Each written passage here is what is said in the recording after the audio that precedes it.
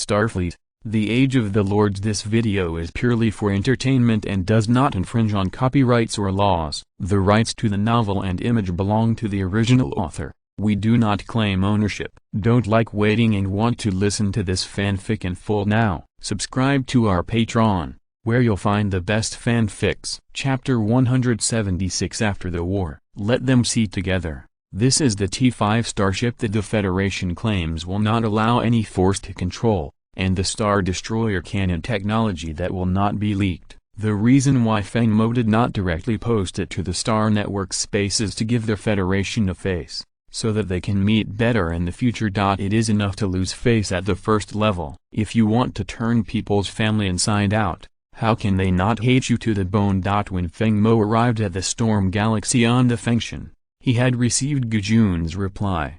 "No, Mo, you did the right thing in this matter. Don't spread it. The Federation will hold an emergency meeting. The Federation will definitely give you a satisfactory answer in an hour."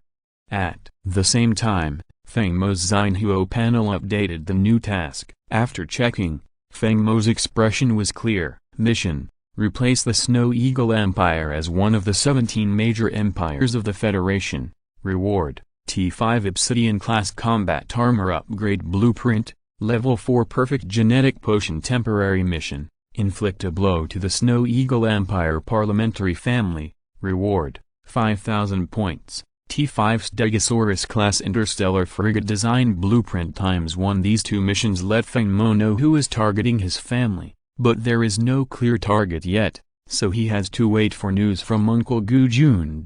When the Fengshan arrived at the battlefield, the battle between the fleets of both sides had already reached a white-hot stage. Now the competition was about which fleet had better endurance and logistics. The Storm Fleet, which was fighting at home, obviously had the upper hand. And the Fengshan had already arrived at the battlefield, and it was time for the Star War to end. Radar: scan enemy T5 starships. T5 class cluster Star Destroyer cannons charge and prepare. 4 antimatter energy main guns charge and prepare. The Fengshan radar quickly found the T5 starship that had just attacked the killer whale and locked the target.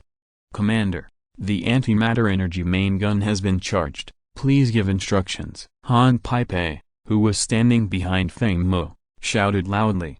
The 4 main guns are locked on the enemy T5 starship, all fired. After the Star Destroyer is charged, you don't need to ask for instructions to fire directly. As soon as the voice fell, 4 blue beams shot directly at the enemy T5 starship on the battlefield. The antimatter energy cannon and the neutron cannon are the second most powerful T5 weapons after the Star Destroyer. The 4 antimatter energy cannons bombarded the star shield of the enemy T5 starship, directly shattering its star shield, and the trend continued to bombard the external armor of its hull, piercing it. Although it caused damage to it, it was not fatal. The real fatal blow was the brown light column later, the T5 class cluster Star Destroyer, which is the second level of the Star Destroyer's power. The general T5 class starship can't withstand the shot at all. Feng Mo also wanted to kill it first by breaking its star shield with antimatter, and then killing it with the Star Destroyer. Sure enough, the brown beam of light penetrated the enemy's T5 starship directly, and then continued to penetrate the 2 T4 starships behind it, including their star shields. 1 shot, 3 shots. The power of the T5 class cluster Star Destroyer is so terrifying. After dealing with the enemy's T5 starship, the Star War has basically come to an end. The 2 interstellar aircraft carriers, the Elephant and the Orca, released a large number of drones, and a wave of saturation strikes directly took away the enemy. Then it was time to clean up the battlefield. Feng Mo did not share the spoils here with anyone, and he enjoyed them all by himself. With this patch of starship wreckage, after remelting, it can bring at least nearly 1,000 T4 starships to the Storm Kingdom. Next, Elisa will be busy again. After a battle, Feng Mo uploaded all the videos of the entire Star War in the Storm Galaxy to the federal database. This is surrender and respect for the Starseed Human Federation. It proves that both Feng Mo and Storm Kingdom are part of the Starseed Human Federation. Taking the initiative to upload the Star Wars video is a great respect for the Federation. The Federation must also give an explanation, otherwise it will be unreasonable. Feng Mo must be given an explanation for this matter.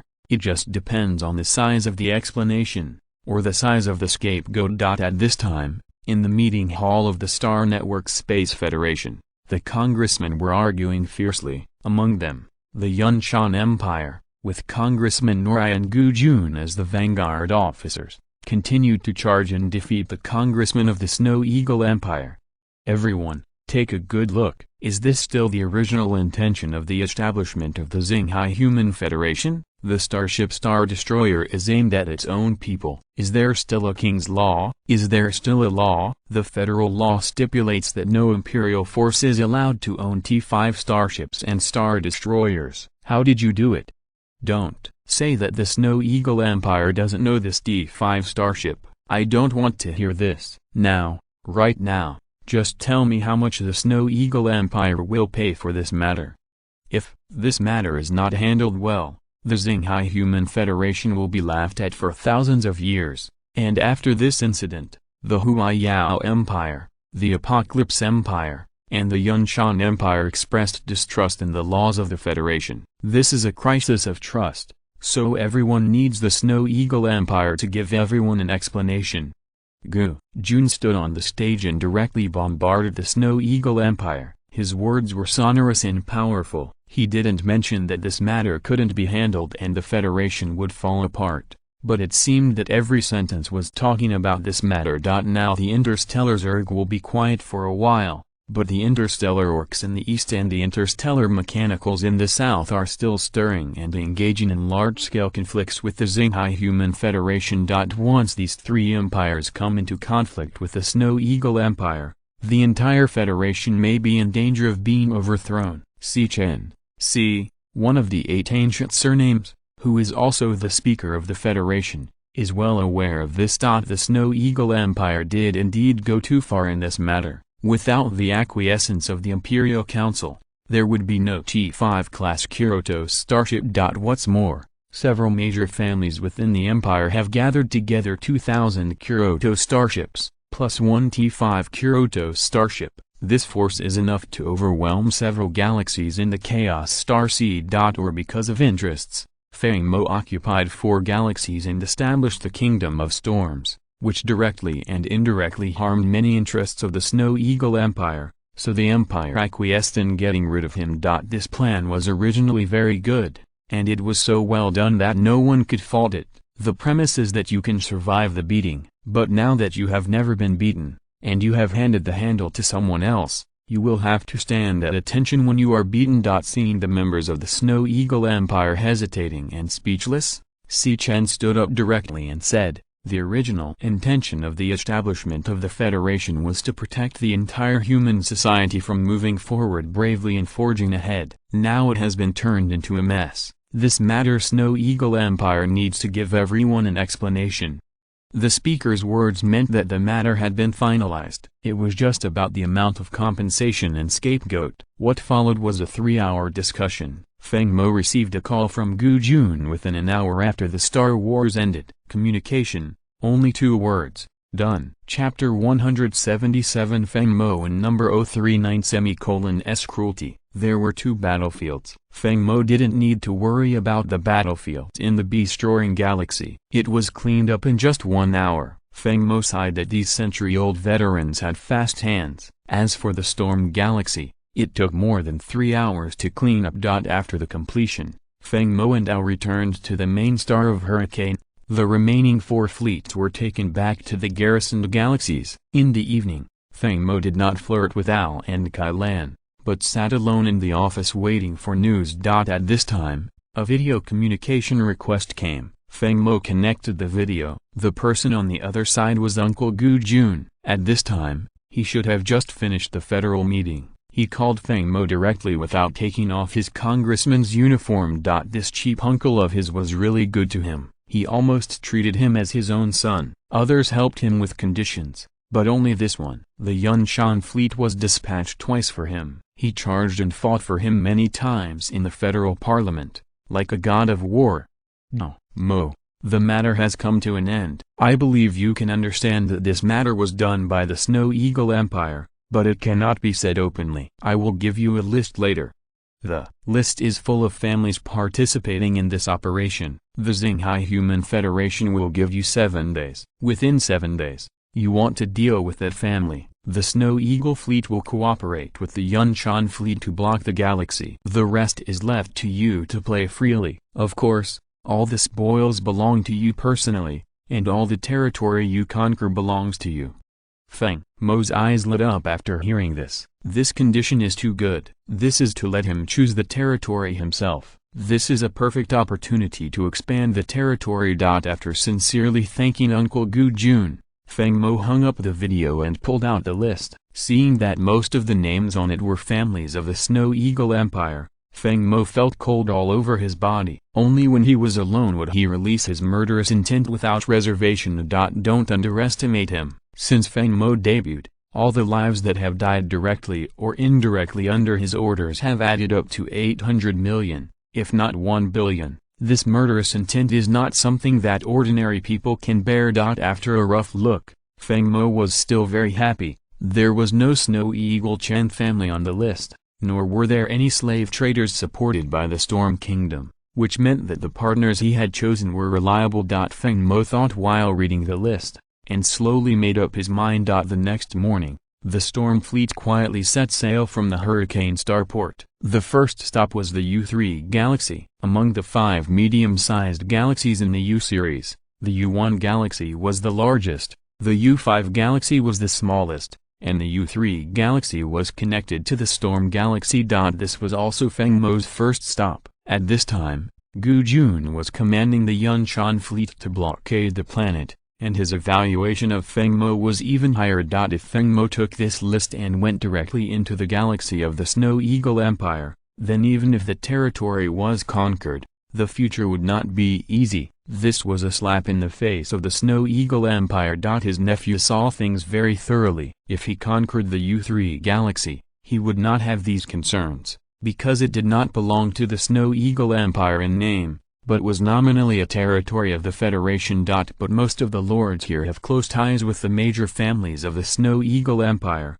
and many forces are supported by the noble families of the Snow Eagle Empire. Feng Mo can use the list to make a fuss. I believe those families will not disagree. If they really disagree, the fleet will attack their hometown the next day. It just so happens that Feng Mo has been coveting those resource planets for a long time. Feng Mo did not bring many starships on this trip, only 2 T5 starships, 2 quasi-T5 starships, 4 T4 tail scorpions, and 2 T4 level interception biological starships. But the fleet is so powerful that there are more than 600 ships, including 100 interstellar industrial ships and interstellar supply ships, and the remaining 500 are all interstellar carriers. These interstellar carriers were ordered by him last night, and almost all the interstellar carriers of the Hurricane Galaxy and the Storm Galaxy were transferred here. At this time, Feng Mo looked like a bandit entering the village. In fact,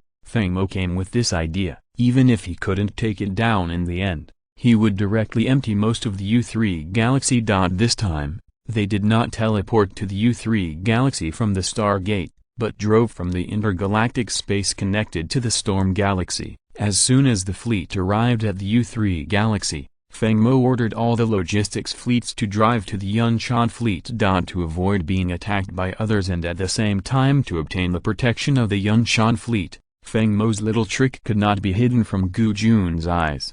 He just smiled and acquiesced, but his appreciation for Feng Mo deepened. A superior who has no shame, is ruthless, and is also a peerless starship design master. He has all kinds of advantages. If he doesn't rise to power, it would be God's fault for him. At this time, in the main control room of the Fengshan, Feng Mo was looking at the star map of the U3 galaxy while giving orders. If you want to fight, Fight the most difficult one. The first stop is the U-3 main star. The 4 T-4 tail Scorpions enter stealth mode and take the lead in exploring its fleet deployment and defense system.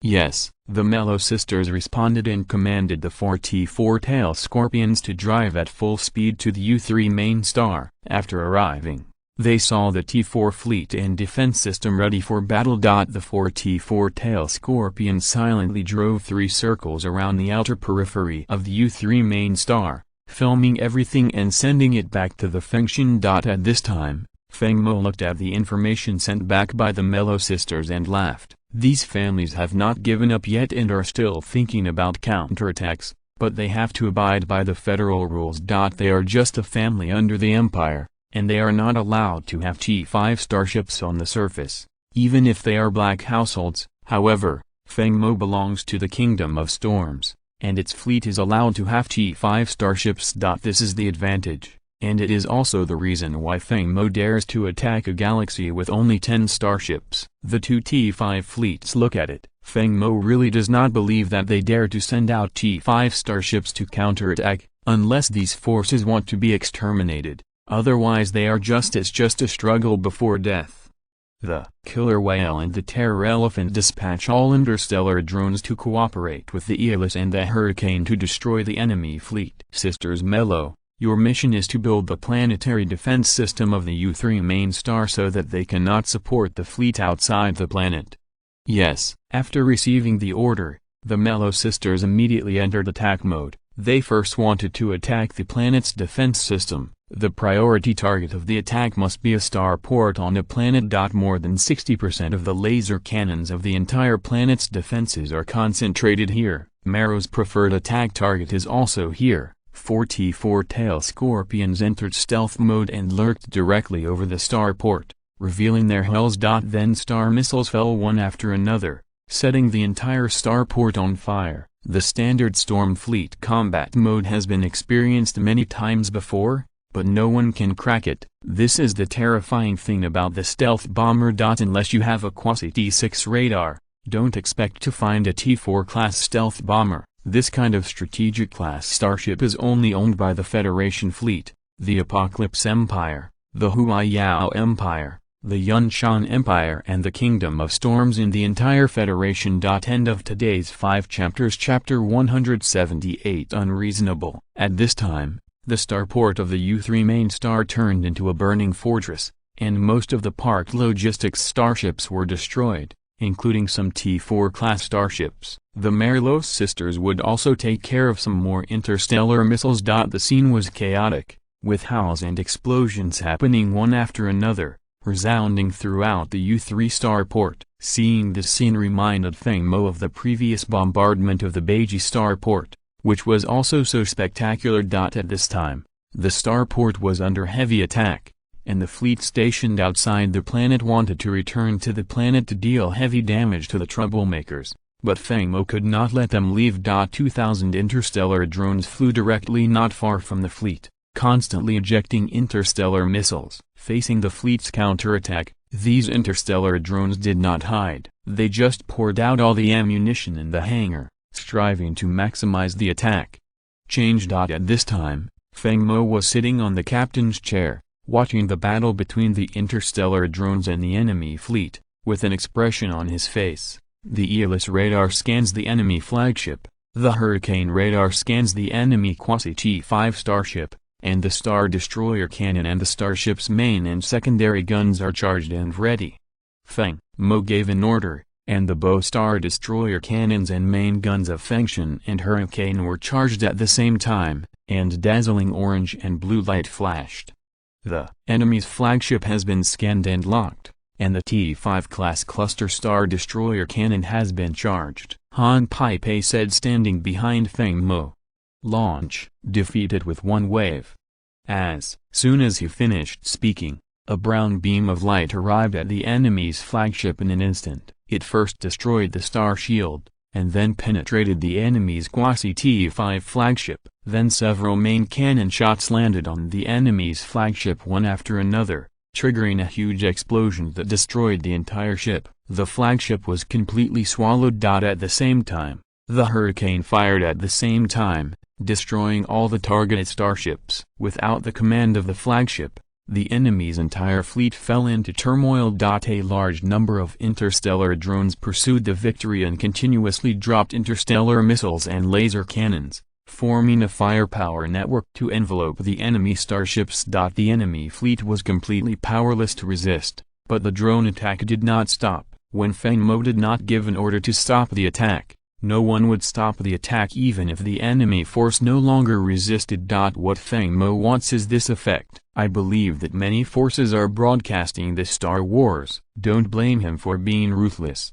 knocking mountains to shock tigers and killing chickens to scare monkeys. He is quite familiar with this method. I just feel sorry for the fleet in front of me, but a lot of T4 starships can be produced by rebuilding them. As for the crew inside, sorry, no one cares about their life or death. This is the law of the jungle in the interstellar age. After another 15 minutes, Feng Mo finally shouted stop, but he shouted a little too late. All the enemy fleets were destroyed, and it can be said that only a few crew members survived. Inform the logistics fleet and Feng Tanyu to clean up the battlefield, and drag all the rescued crew members to the mining star to mine for 3 years. When the time is up, the fleet will select the best and grant them citizenship.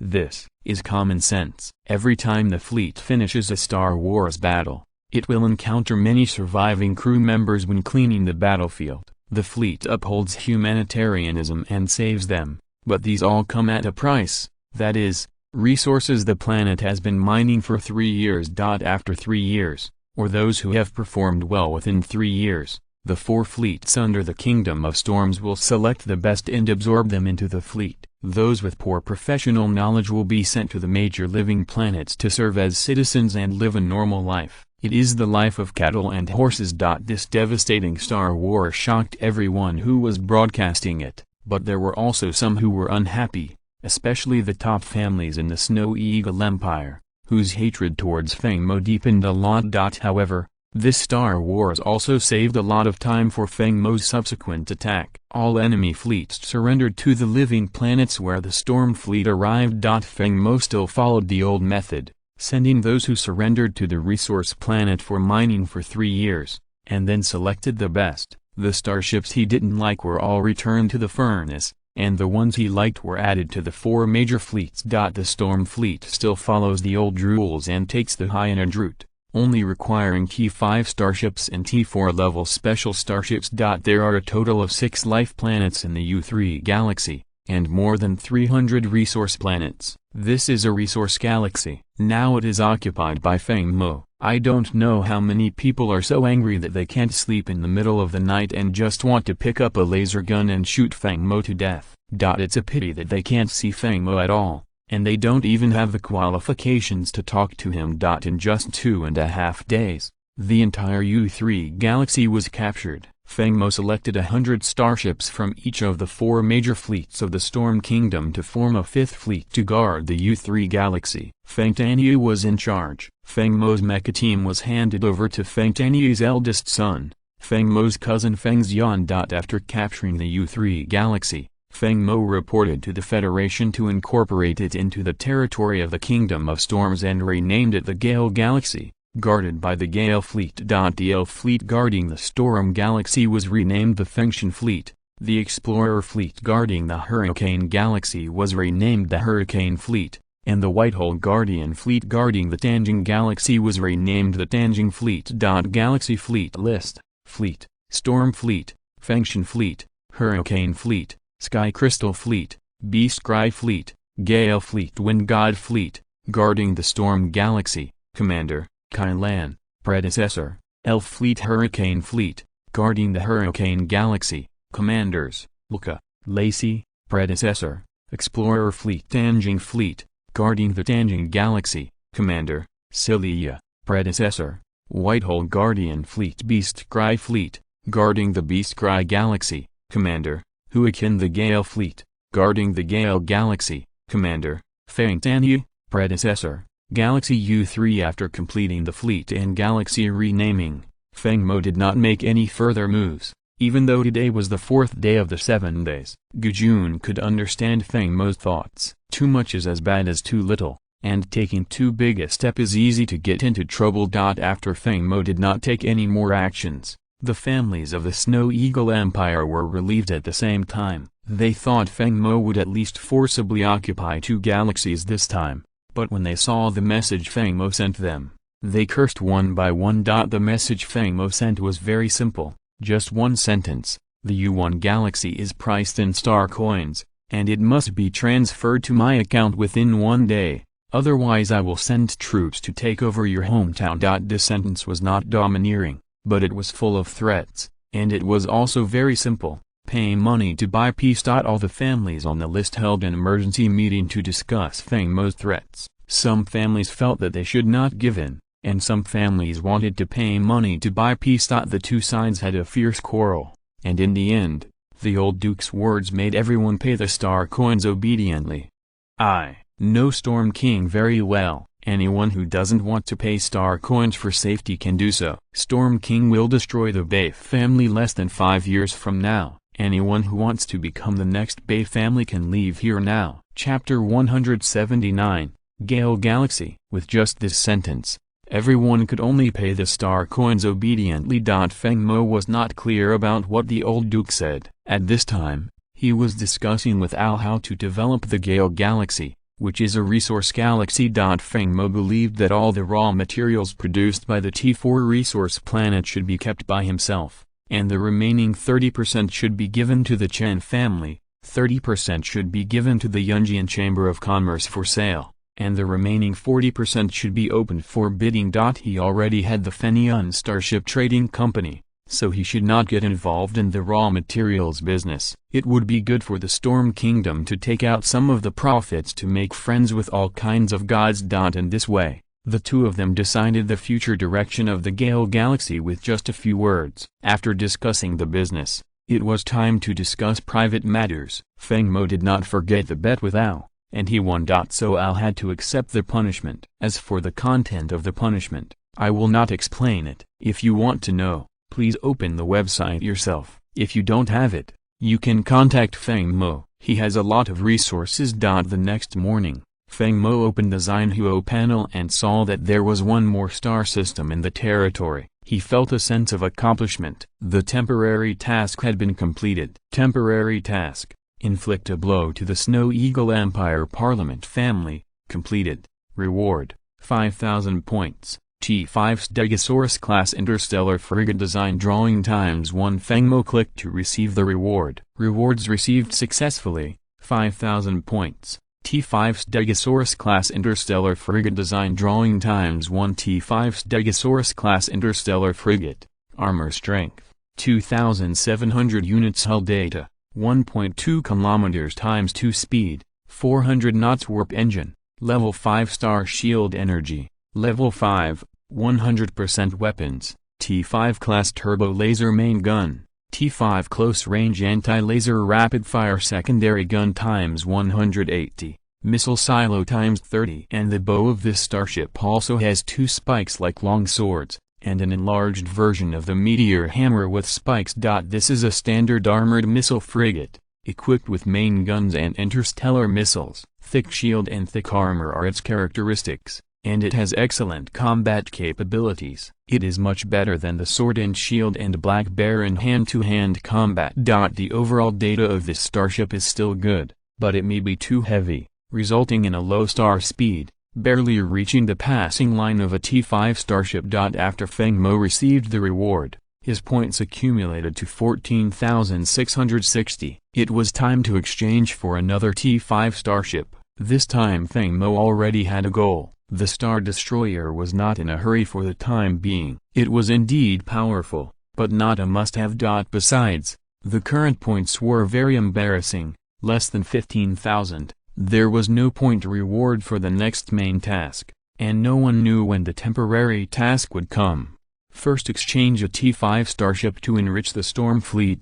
Next, Feng Mo opened the Xinhuo Mall and focused on browsing the T5 class stealth bomber. Feng Mo saw the scene of the 12 stealth bombers of the Federation bombing the giant lizard fleet clearly. And the Storm Fleet itself has a stealth bomber, but it is T4 level, which may not be able to keep up with the Storm Fleet in terms of performance, so it can be delegated to other fleets under its command. T5 Xuanyao class stealth bomber. This starship is the best choice that Feng Mo found out from the 4 T5 class stealth bombers. Its special feature is that it comes and goes without a trace, and can enter stealth mode throughout the whole process, and the hull will not be revealed when launching missiles. T5 Xuanyao class stealth bomber. Armor strength, 2000 units. Hull data, 1 km times 230 meters times 211 meters. Speed, 470 knots of star speed. Warp engine, level 5. Star shield energy, level 5, 100% weapons, T5 class neutron missiles, T5 class antimatter annihilation missiles, T5 class proton torpedoes. This T5 Xuanyao class stealth bomber is even faster than the Fengshan in speed, and the hull data is 3 times larger than the T4 class, and the ammunition load is also much higher.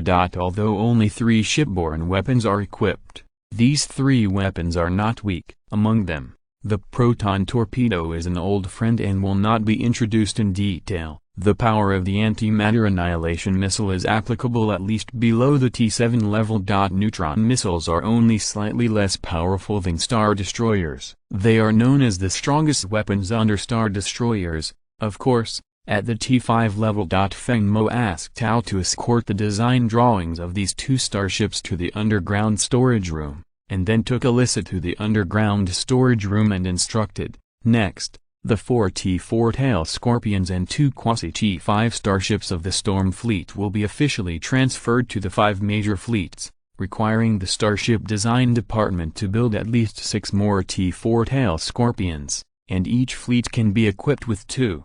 Then, build 4 Hurricanes and 4 Elephants as flagships of the major fleets. Also, notify the 5 major fleets that the fleet configuration can be refined and divided into combat fleets, patrol fleets, and logistics ships teams, etc., among which the combat fleet is the T3, except for special starships. All teams are equipped with T4 starships. Let the commanders of the 5 major fleets report the fleet configuration on their own, and you, Alyssa, will be responsible for cooperating and preparing to expand the fleet.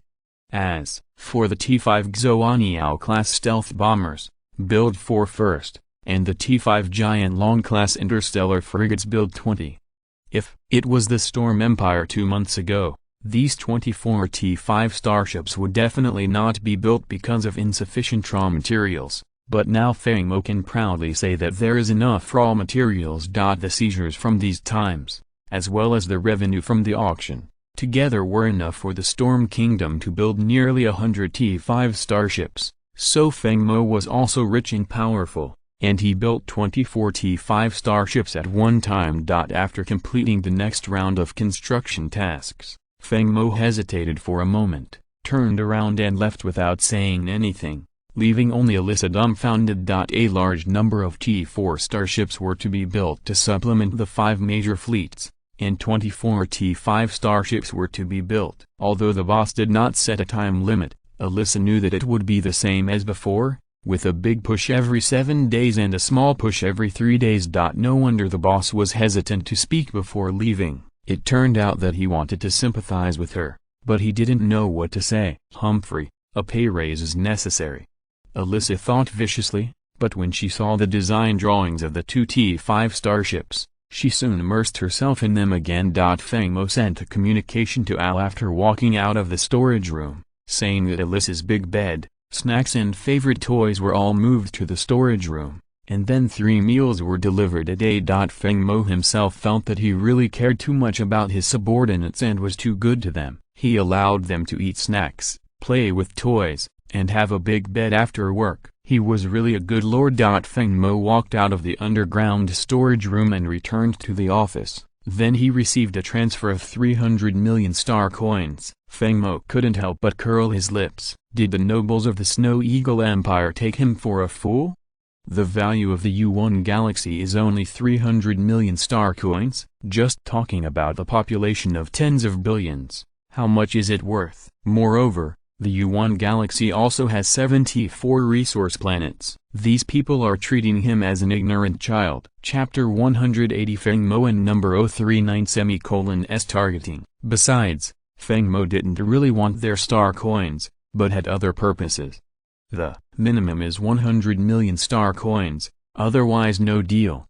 After Feng Mo replied to the message, he leaned back in his chair. Al went around behind Feng Mo, and his soft little hands kept pressing Feng Mo's forehead, making him hum comfortably. Just as Feng Mo was enjoying Al's massage, the Snow Eagle Empire conference room exploded again. The reason was that the 300 million star coins collected by the major families had not been returned, but it was not enough, and they wanted to add another 700 million star coins. 300 million was the result of their joint discussion, but the Storm King did not accept this result. But you returned the star coins, and now the star coins have not been returned, and you just coldly increase the money. Who can bear this?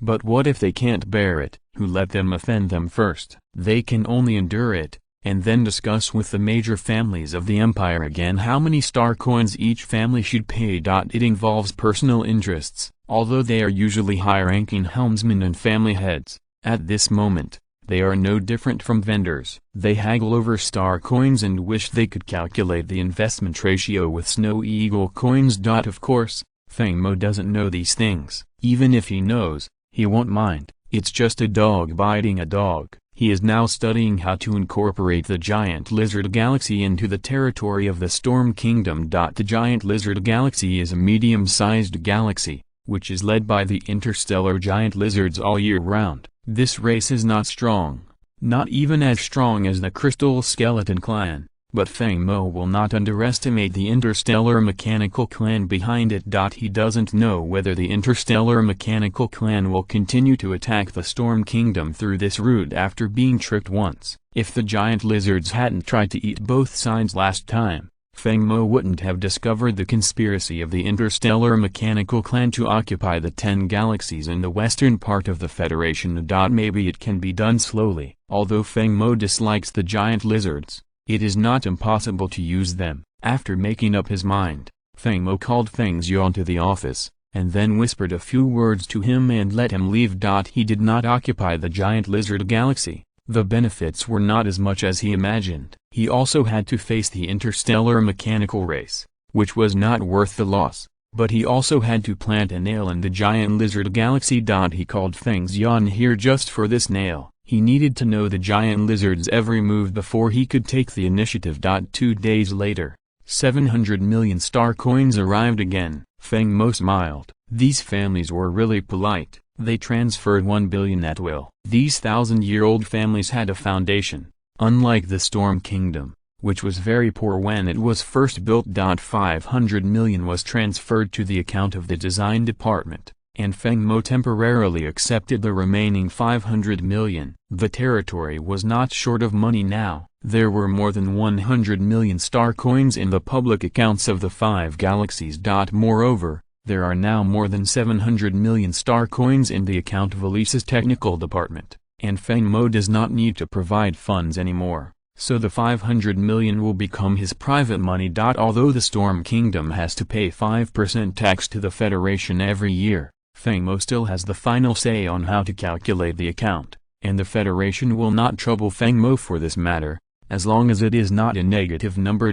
Since the money has been collected, the matter must be done. But Feng Mo does not intend to do it, and still lets Feng Tianyi anchor the Gale fleet in the intergalactic space between the Gale Galaxy and the U1 Galaxy. And he also has to act as if he wants to build a space station here, which is obviously his intention to invade the U1 Galaxy. Feng Mo is not a thief, he is a beast. A tiger stares at you at your door every day, aren't you afraid? Feng Mo wants this effect. People will make mistakes and reveal flaws under mental pressure. Elisa led the technical department to build very quickly. In just 1 year, all 24 T5 starships were built, and then the T4 starships of the 5 fleets were replenished to 500. Of course, building a large number of starships means that a large amount of star coins will be spent, and the subsequent maintenance will also be a sky-high price. But Feng Mo doesn't care about these. Now he is rich and powerful, and he has enough star coins. This year,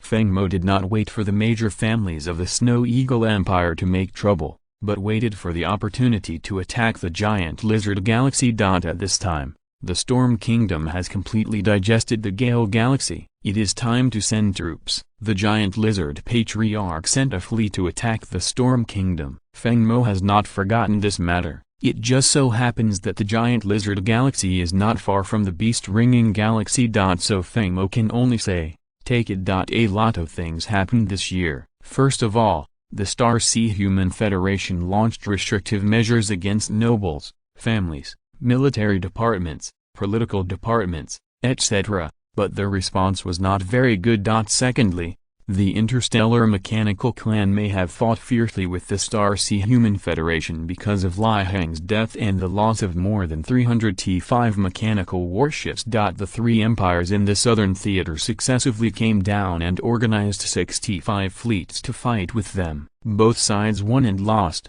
but as the interstellar mechanical tribe continued to increase its troops, the pressure on the southern theater became greater and greater, and gradually some of them could not hold on. The battle between the eastern theater and the interstellar orcs gradually became calm. The two sides stopped fighting and made peace again. They were all humanoids, and there were many half-orcs in the middle. The Federation did not want to go to war with the interstellar orcs. After the truce in the eastern theater, the southern theater asked for help. The Federation immediately decided to start a decisive battle with the interstellar mechanical tribe. The 5 major theaters sent fleets to the southern theater for support. This just gave Feng Mo an opportunity to occupy the giant lizard galaxy. During this year, Feng Xian inserted nails into the giant lizard tribe and delivered messages many times. At present, there are only 3 T5 mechanical warships stationed in the giant lizard galaxy. With the size of the storm fleet being able to push horizontally, Feng Mo no longer hesitated and immediately issued a combat order.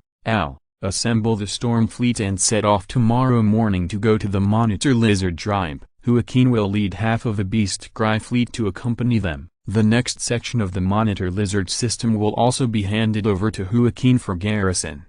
Yes. In the early morning of the next day, Feng Mo woke up early, put on combat uniforms under the care of the 2 women, and took Al and Han Pai to the Hurricane Starport in an interstellar spacecraft. After more than a year of expansion and development, the Storm Fleet now has 26 T5 starships and 2 T4 interceptor biological starships. These 2 biological starships are currently somewhat insufficient, but there is still a chance of promotion. Although the hope is very slim, Feng Mo still included them in the Storm Fleet, in case the promotion is successful. Feng Mo walked into the beam and went directly to the main control room through optical tweezers technology. He sat on the captain's chair. Han Paipui behind him reported, "Sir Commander, the target is the Lizard Galaxy. The route has been planned. The fleet has been fully supplied. The fleet has entered the 5th level intelligent co-frequency warp mode. Please ask the 2nd level genetic warriors and below to enter the deep sea mode." Chapter 181 Giant Lizard Galaxy. At this time, the task module of the Xinhuo panel changed, and a new temporary task appeared. Temporary mission: occupy the Lizard Galaxy. Reward: 3,000 points. The giant lizard galaxy is a medium-sized galaxy. There is only one race inhabiting the entire galaxy, and that is the giant lizard tribe. All other races have been eaten up by them. Because the monitor lizard tribe is not good at production, the monitor lizard tribe will exchange raw materials produced by resource planets with surrounding star systems for food and slaves. The entire lizard galaxy has 4 life planets, but only the lizard planet has the lizard people living there. The other life planets are where they raise slaves and eat meat.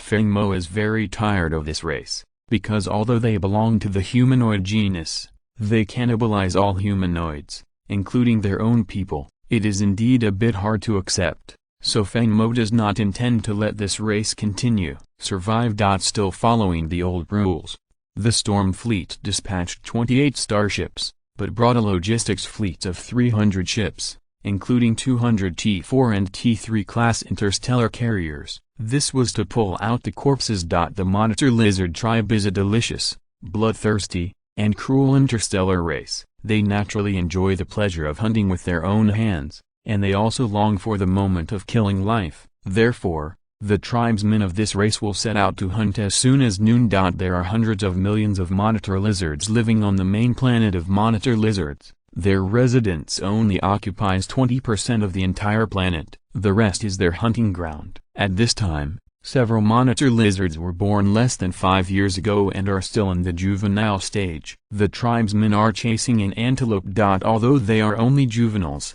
they are still 1.6 meters tall. They are not in a hurry to kill their prey, but enjoy the process of hunting. However, they hold the head of the monitor lizard. Their entire body is light green, and they have small. The scales somewhat affect the appearance. At this time, there was an explosion in the distance that woke them up. For a moment, they looked towards the place where the explosion occurred. Fire shot up into the sky, blocking out the sun. That direction was their starport. But the antelopes who were surrounded took advantage of the chaos to escape. These juvenile lizard tribesmen ignored their prey and hurriedly ran towards the interstellar spacecraft not far away. The same scene happened on the entire lizard star, and it was the storm fleet that bombarded the lizard starport. When the storm fleet arrived at the lizard galaxy, it did not encounter any interception. After entering the galaxy, it took the lead in heading to the lizard star. Feng Mo immediately issued a battle order. Mellow, 45 blackbirds can go to the lizard planet and destroy all the defenses on the planet. It's still the same tactic as before. As long as this trick works, Feng Mo will not change his tactics easily. This Star Wars is the first show of the 45 blackbirds, and the Mellow sisters are also very excited. They were exchanging shotguns for cannons. Life was getting better and better, and the cannons were getting thicker and thicker. 45 blackbirds arrived at the Lizard Clan starport without any danger. At this time, 3 T5 class mechanical warships and a large number of the Lizard Clan came to the starport. Starships are moored at the starport, which is a good opportunity. Sister Mellow's eyes lit up immediately when she saw this scene. The two looked at each other in the video, and then the sister said, 2 T5 blackbirds from north to south, 2 T5 blackbirds from west to east, start. A strange scene appeared in the Lizard starport. There were continuous interstellar missiles in the sky above the starport, and they landed on the starport one by one, triggering a huge explosion and swallowing up countless buildings and creatures. The first to be destroyed were the 3 T5 mechanical warships, which were also the focus of the Mellow sisters. They were given a combination of neutron missiles and antimatter annihilation missiles. Antimatter annihilation missiles broke star shields, and neutron missiles directly destroyed starships. Each T5 mechanical warship gave them 3 such combinations, which directly blew them into the sky. Under the bombardment of 4 T5 blackbirds, the entire starport turned into a huge sea of fire, swallowing up countless starships, except for the 3 T5 mechanical battleships. The remaining starships, the Mellow sisters, were only taken care of. For a moment, I didn't pay much attention to it. After the raging at the Lizard starport, the Mellow sisters commanded 4 T5 blackbirds to continue destroying the defenses of other planets. When the storm fleet arrived at the Lizard star, they saw that the Star War was coming to an end. The killer whale releases all the interstellar drones for the main attack. Feng Xian leads the interstellar mecha team to support the attack. The target is to clean up all the lizards on the entire lizard planet, and then load the corpses into the carrier ship.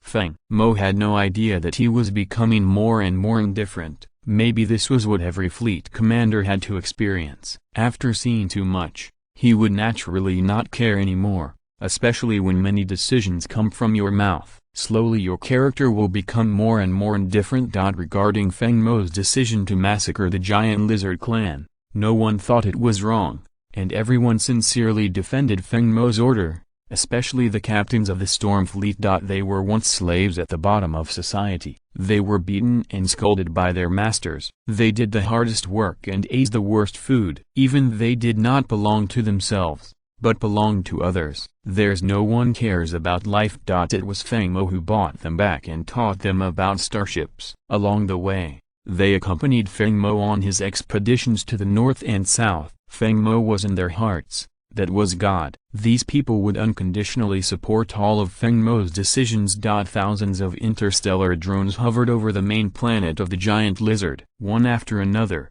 the interstellar missiles landed on the ground and exploded hugely. The fire swallowed countless lives. The cannons locked on the running giant lizard tribe and began to fire mercilessly. And the interstellar mecha team led by Feng Xian was not idle either. The 47-meter-high T4 titanium steel interstellar mecha crushed a group of 2-meter-high giant lizards to death, just as easily as humans crushing ants, completely crushing them. Even though some giant lizard soldiers were holding laser guns, they could not break the defense of the interstellar mecha at all, and finally died miserably. The whole process lasted for most of the day, and the interstellar drone returned to replenish ammunition once during the journey. Of course, both the interstellar drone and the interstellar mecha only targeted the giant lizards. As for the captive humanoids and humans, they would be rescued after the end. After the end, Feng Mo did not care about these life planets, but sent a fleet to the other 3 life planets to rescue all the slaves raised by the giant lizards. This wave took away hundreds of millions of corpses and tens of millions of lives. No one knows whether Feng Mo is cruel or merciful. No one can tell. After conquering the giant lizards, Feng Mo reported to the Federation that the giant lizard galaxy was renamed the Shuofeng Galaxy, and it was garrisoned by the Beast Roar fleet led by Hua Qin. Feng Mo had no intention of doing anything with this galaxy for the time being, because there were no survivors in this galaxy anymore. Chapter 182 Conspiracy. The Reef Galaxy, a star system that is close to extinction. Generally no fleet will choose to stay. In the center of this reef galaxy, there is a resource planet that is about to die. In the dim basement, an oil lamp was lit, and 3 figures could be vaguely seen. Now, the Star Sea Human Federation is in turmoil. Although the Northern Theater has temporarily repelled the interstellar Zerg, it is hard to guarantee that the Zerg Queen will retaliate again after being promoted to T6. The Eastern Theater is okay. The interstellar orcs do not want to go to war with the human race, but the interstellar mechanical race in the south has involved a lot of energy from the Federation. This is a good opportunity for independence. The 3 empires have accumulated a lot of foundation over the years. Withdrawing the T5 fleet from the southern battlefield can also gather 7 T5 fleets. At that time, the 3 empires can declare independence and establish a new alliance. One of the figures spoke, with an old and hoarse voice. He has experienced many changes in the world and must be at least 1,000 years old. Mr. Ron is right. As long as our 3 empires work together and withdraw the 3 T5 fleets on the southern front, the interstellar mechanical race will seize the opportunity and advance again. The Federation will be too busy to take care of the affairs of the 3 empires in a short time. By then, we can completely wander between the Federation and the interstellar mechanical race. The new alliance with 7 T5 fleets is enough to become part of the 3-legged tripod, and the Chaos Star Sea will become our back garden. The one who spoke was a middle-aged man. Looking at his tall figure, it is not difficult to see that he is a burly military man. HMPH, if it weren't for the Yunshan Empire's repeated mischief, Feng Mo would have risen. When the Snow Eagle Empire was suppressed, I didn't see you 2 families helping to speak up. I only have one request, to establish an alliance, or independence. But, a T5 fleet must be sent to support the Snow Eagle Empire to take down the entire Storm Kingdom. I want to skin Feng Mo and pull out his tendons to relieve my hatred. The last hunched figure spoke, and it was not difficult to hear from the words that this person should be the speaker of the Snow Eagle Empire. Then the matter was very clear. The Western Theater is close to the Chaos Star Sea, where there are 3 empires. They are the Snow Eagle Empire, the Moonfrost Empire, and the Young Empire. They occupy 3 galaxies, 1 large galaxy and 2 medium-sized galaxies. Among the 3 empires, the Snow Eagle Empire is the weakest, with only 1 T5 fleet. Among them, the Moonfrost Empire is the strongest, with 3 T5 fleets, among which the Ace T5 fleet, the Moonfrost fleet, is not much worse than the Yunchad fleet in terms of scale. The three empires have been in close contact for many years, and they are basically of the same blood. Now they want to take advantage of the chaos in the Starseed Human Federation to force the three empires to be independent, which will inevitably fire the first shot of the Federation's division. The first bird to be shot will be shot, but there is also a saying that the first person to eat crabs will always be full. The consequences of this practice will depend on how it develops in the future. The Storm Kingdom created by Feng Mo originally conflicted with the future development concept of the new alliance and should have been destroyed. Since the Snow Eagle Empire has a grudge against it, this matter will be left to the Snow Eagle Empire. We only need to wait for the establishment of the new federation and resist the pressure mainly from the Starseed Human Federation before we can take action against the Storm Kingdom. At that time, the Moonfrost Empire will dispatch a T5 fleet to cooperate with the Snow Eagle Empire to launch a general attack on the Storm Kingdom. With 9 galaxies in the Chaos Star Sea, our three empires can share 3 galaxies equally, just as the first gift from the Independent Alliance to its empire. The old voice sounded again, and the other two laughed. They seemed to have thought of the scene of how to divide the Storm Kingdom. At this time, Feng Mo was listening to Han Pei's report. The population of the entire Storm Kingdom has exploded in recent years. Your Highness, there are currently 6 galaxies under the jurisdiction of the Storm Kingdom, namely the Hurricane Galaxy, the Storm Galaxy, the Celestial Crystal Galaxy, the Beast Roar Galaxy, the Gale Galaxy, and the North Wind Galaxy. Among them, the population of the Hurricane Galaxy is as high as more than 14 billion. The population of the Gale Galaxy is more than 17 billion. The population of the Storm Galaxy is more than 4 billion. And the population of the Celestial Crystal Galaxy is 1.2 billion. The population of the remaining 2 galaxies is not calculated. The total population of the Storm Kingdom is currently nearly 37 billion. Among them, the Hurricane Galaxy, the Gale Galaxy, and the Storm Galaxy have complete supporting facilities, which are conducive to the residents. The Celestial Crystal Galaxy is still under construction. The Beast Roar Galaxy is an experimental galaxy, and the North Wind Galaxy has no population and has not started construction. At present, the 5 major fleets have an average of about 500 T4 starships, 1,500 T3 starships, and the flagship uses quasi-T5 starships. The fleet is comparable to most medium-sized fleets in the Federation. After Han Pei finished his report, Feng Mo nodded. At present, the 6 galaxies under his command are developing well, and the progress of the biological research laboratory in the Beast Roar Galaxy is also quite good. This is all thanks to the T5 level star beast that Feng Mo subdued. If the snake-shaped beast could speak, it would really curse. It doesn't hurt to draw a tube of blood a day, but it's annoying. I have to curse it every time. But these are the researchers under the Master's command. I can't offend them. I'm so depressed. Every time I draw blood or pry a scale, I have to take it out on the beasts on the main star of Beast Cry. I will eat one of them before I stop. Since Feng Mo occupied the Shuofeng Galaxy, he completed the temporary tasks of the Xinhuo system and obtained 3,000 points. Now the total points of the Xinhuo panel are 7,660. It is estimated that there is only one temporary task left to exchange for the design drawings of a T5 starship. However, there is no task on the Xinhuo panel, and there is no chance to get involved in the Snow Eagle Empire. This makes him very distressed, but Feng Mo can wait. He is not yet 30 years old. At this time, the smart terminal that had not been ringing for a long time rang. Feng Mo raised his left arm and a holographic screen appeared. It turned out to be a video call made by Uncle Gu Jun. After answering the call, he heard Uncle Gu Jun's hurried tone. Mo, the 3 empires in the Western Theater submitted an application for independence to the Xinghai Human Federation this morning, and the 3 empires formed an alliance named Frost and Snow Human Federation, and also said that all fleets belonging to the 3 empires on the southern front line would be withdrawn. At present, the federal parliament is furious, and the next war is inevitable. The Xinghai Human Federation may be in chaos. With the lead The two empires in the Central Theater have not expressed their views, but the attitude of the Eastern Theater has been somewhat ambiguous. It is probably not far from the collapse of the Federation.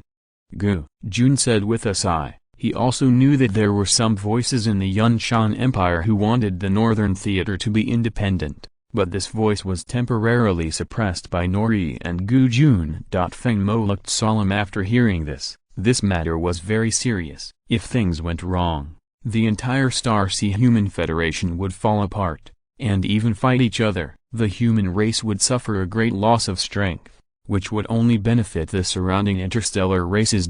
Chapter 5 If you're listening to this novel on a channel other than Fanfic World, it means they downloaded and uploaded it without effort. We cordially invite you to visit our channel, Mundo Fanfic Novelist. There you'll find the original version of this story and you can explore many other novels of various genres. We are waiting for you to immerse yourself in a world of incredible novels. Chapter 183 Crisis of Storm Kingdom Taiwan Novel Network. Feng Mo didn't care whether the Star-Sea Human Federation would fall apart. He was thinking about what harm this matter would do to the Storm Kingdom.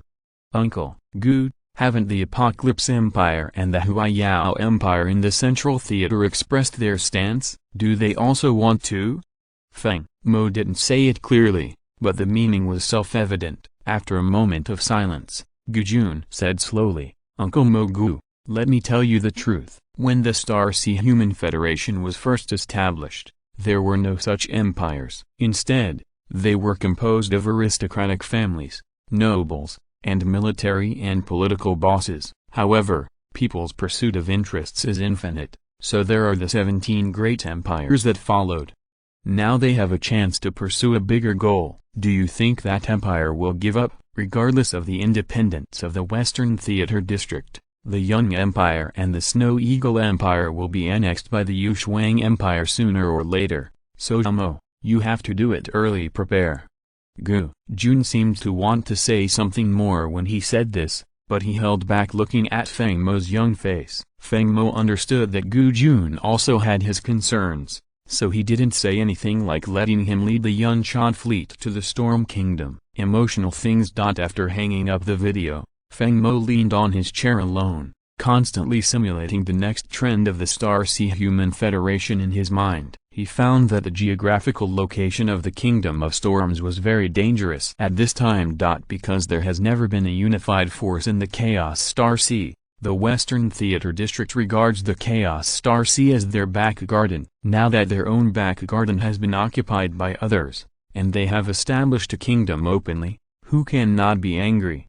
In the past, it was because there were the Xinghai Human Federation and the Yunshan Empire, and the Huaiyao Empire was suppressing them. Now that they are independent, they are naturally not afraid of the Federation. How can they allow others to snore next to the bed, and the storm in their own back garden? The kingdom is naturally extremely dangerous. At this time, there was another video communication request. After Feng Mo connected, Chu Yunjian said slightly confused, Feng Mo, do you know about the independence of the Western Theater Command? I just had a video call with Uncle Gu Jun, and I have some understanding. Tell me, what do the Chu family and the Hua family think? After hearing this, Chu Yunjian said with a slightly excited face, there are three major forces in the Huaiyao Empire, the aristocratic families headed by the Chu and Hua families, the nobles headed by the military department, and the parliament headed by the Starship Design Department. Now the three major forces have unified ideas and want to fight, but they are suffering from the fact that the younger generation has no leader. My father and Huayukan proposed in the parliament that you should lead the Huaiyao Empire to fight for the only position, but they were refuted by the military and the parliament. However, it was not completely rejected, but the situation is not clear now. We still need to wait and see. Feng Mo understood that now the entire Huaiyao Empire, led by the Chu and Hua families, was completely on Feng Mo's side, but the second largest empire in the Federation could not only have this force, and there would definitely be opposition. Who doesn't want a member of his family to be the leader of the empire? Everyone has selfish motives, and Feng Mo is no exception. Therefore, It is completely understandable that what needs to be done now is to use all means to grow the Storm Kingdom. When the Storm Kingdom becomes a big empire, the Huaiyao Empire will naturally become Feng Mo's territory. Now it is about letting them see that Feng Mo has the ability to lead them to fight for more benefits, and even the only position they can fight for in the end. There is another news. My father asked me to tell you that the Federation and the three major empires in the Western Theater Command will go to war at this time. The entire Federation will not be peaceful. You must seize the opportunity and take the initiative. Otherwise, if the Western Theater Command persists, I'm afraid I'm going to find your back. The Huaiyao Empire will not help you with this matter, but the fleets of the Chu family and the Hua family can support the Storm Kingdom at any time. Let me tell you quietly that the two families also have many T5 starships. Like the Snow Eagle Empire, they are all undercover. Feng Mo understood. After hanging up the video, Feng Mo looked at the meaning of Chu Yunjian's last words. He understood, and then when the Western War Zone started a war with the Federal Fleet, he captured the entire Snow Eagle Empire and the battlefield. Moved to the Snow Eagle Empire. This has many advantages. The first battlefield is not in the Kingdom of Storms, and Feng Mo's territory will not suffer any losses. The second is that it can involve a certain amount of enemy troops. At least the Snow Eagle Empire's T5 fleet will definitely return to the defense, and there is no need to even attack, just station troops. That's it. The Western Theater lacks a T5 fleet, and there are only 6 T5 fleets left. It will be very difficult to defeat the two strongest T5 fleets in the entire Starsea Human Federation,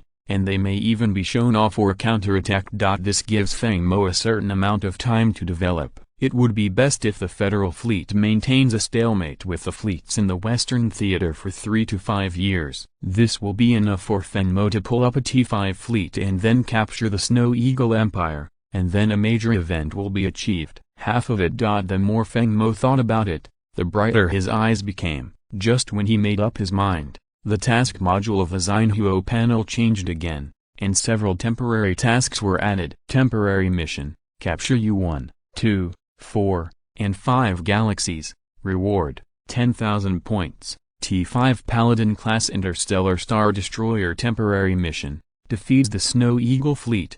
Reward: 5,000 points. T5 Pegasus class interstellar missile ship temporary mission: capture the Windmill Galaxy, Auckland Galaxy, Snow Eagle Galaxy. Reward: 10,000 points. T5 Blue Whale level interstellar fortress design drawings. The 3 temporary tasks on the Xinhuo panel this time were a challenge for Feng Mo, but the corresponding rewards were also very generous, which made Feng Mo jealous. 3 temporary missions totaling 25,000 points, as well as a star missile ship and a star destroyer, both of which were his dream ships. And there is also an interstellar fortress, which is a T5 level interstellar fortress, comparable to the existence of the Xuanwu interstellar fortress. This is a large interstellar fortress, a floating land that can move, and it is armed to the teeth. It's just that the 3 temporary tasks are indeed very challenging, but Feng Mo is willing to face such challenges.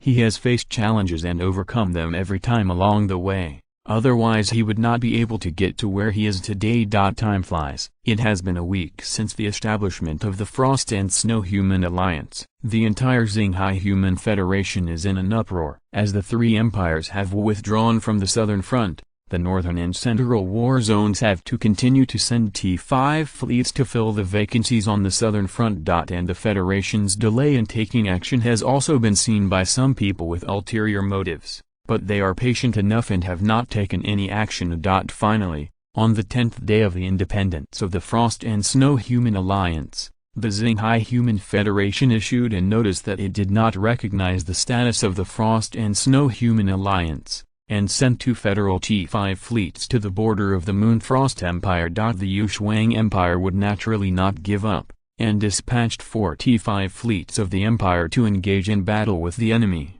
but was defeated. Fortunately, the 2 T5 fleets of the Young Empire provided timely support, and the battlefield entered a stalemate stage again. waiting for the Snow Eagle fleet to come and break the deadlock. Chapter 184 Feng Mo and number 039:S choice. At the same time, Feng Mo, who received the news, did not say a word and directly integrated the forces of the Hurricane Fleet, the Gale Fleet, and the Wind God Fleet, and gathered 6,000 starships under the leadership of the Storm Fleet to the border of the U3 galaxy. He tried to attack the U1, U4, and U5 galaxies in 3 directions. This scene really scared the Snow Eagle Empire, which was preparing to support the Moonfrost Empire. It quickly dispatched 10 fleets including the Snow Eagle Fleet, totaling more than 10,000 starships, to confront the Storm Combined Fleet. I hope readers will remember our domain name Taiwan Novel Network.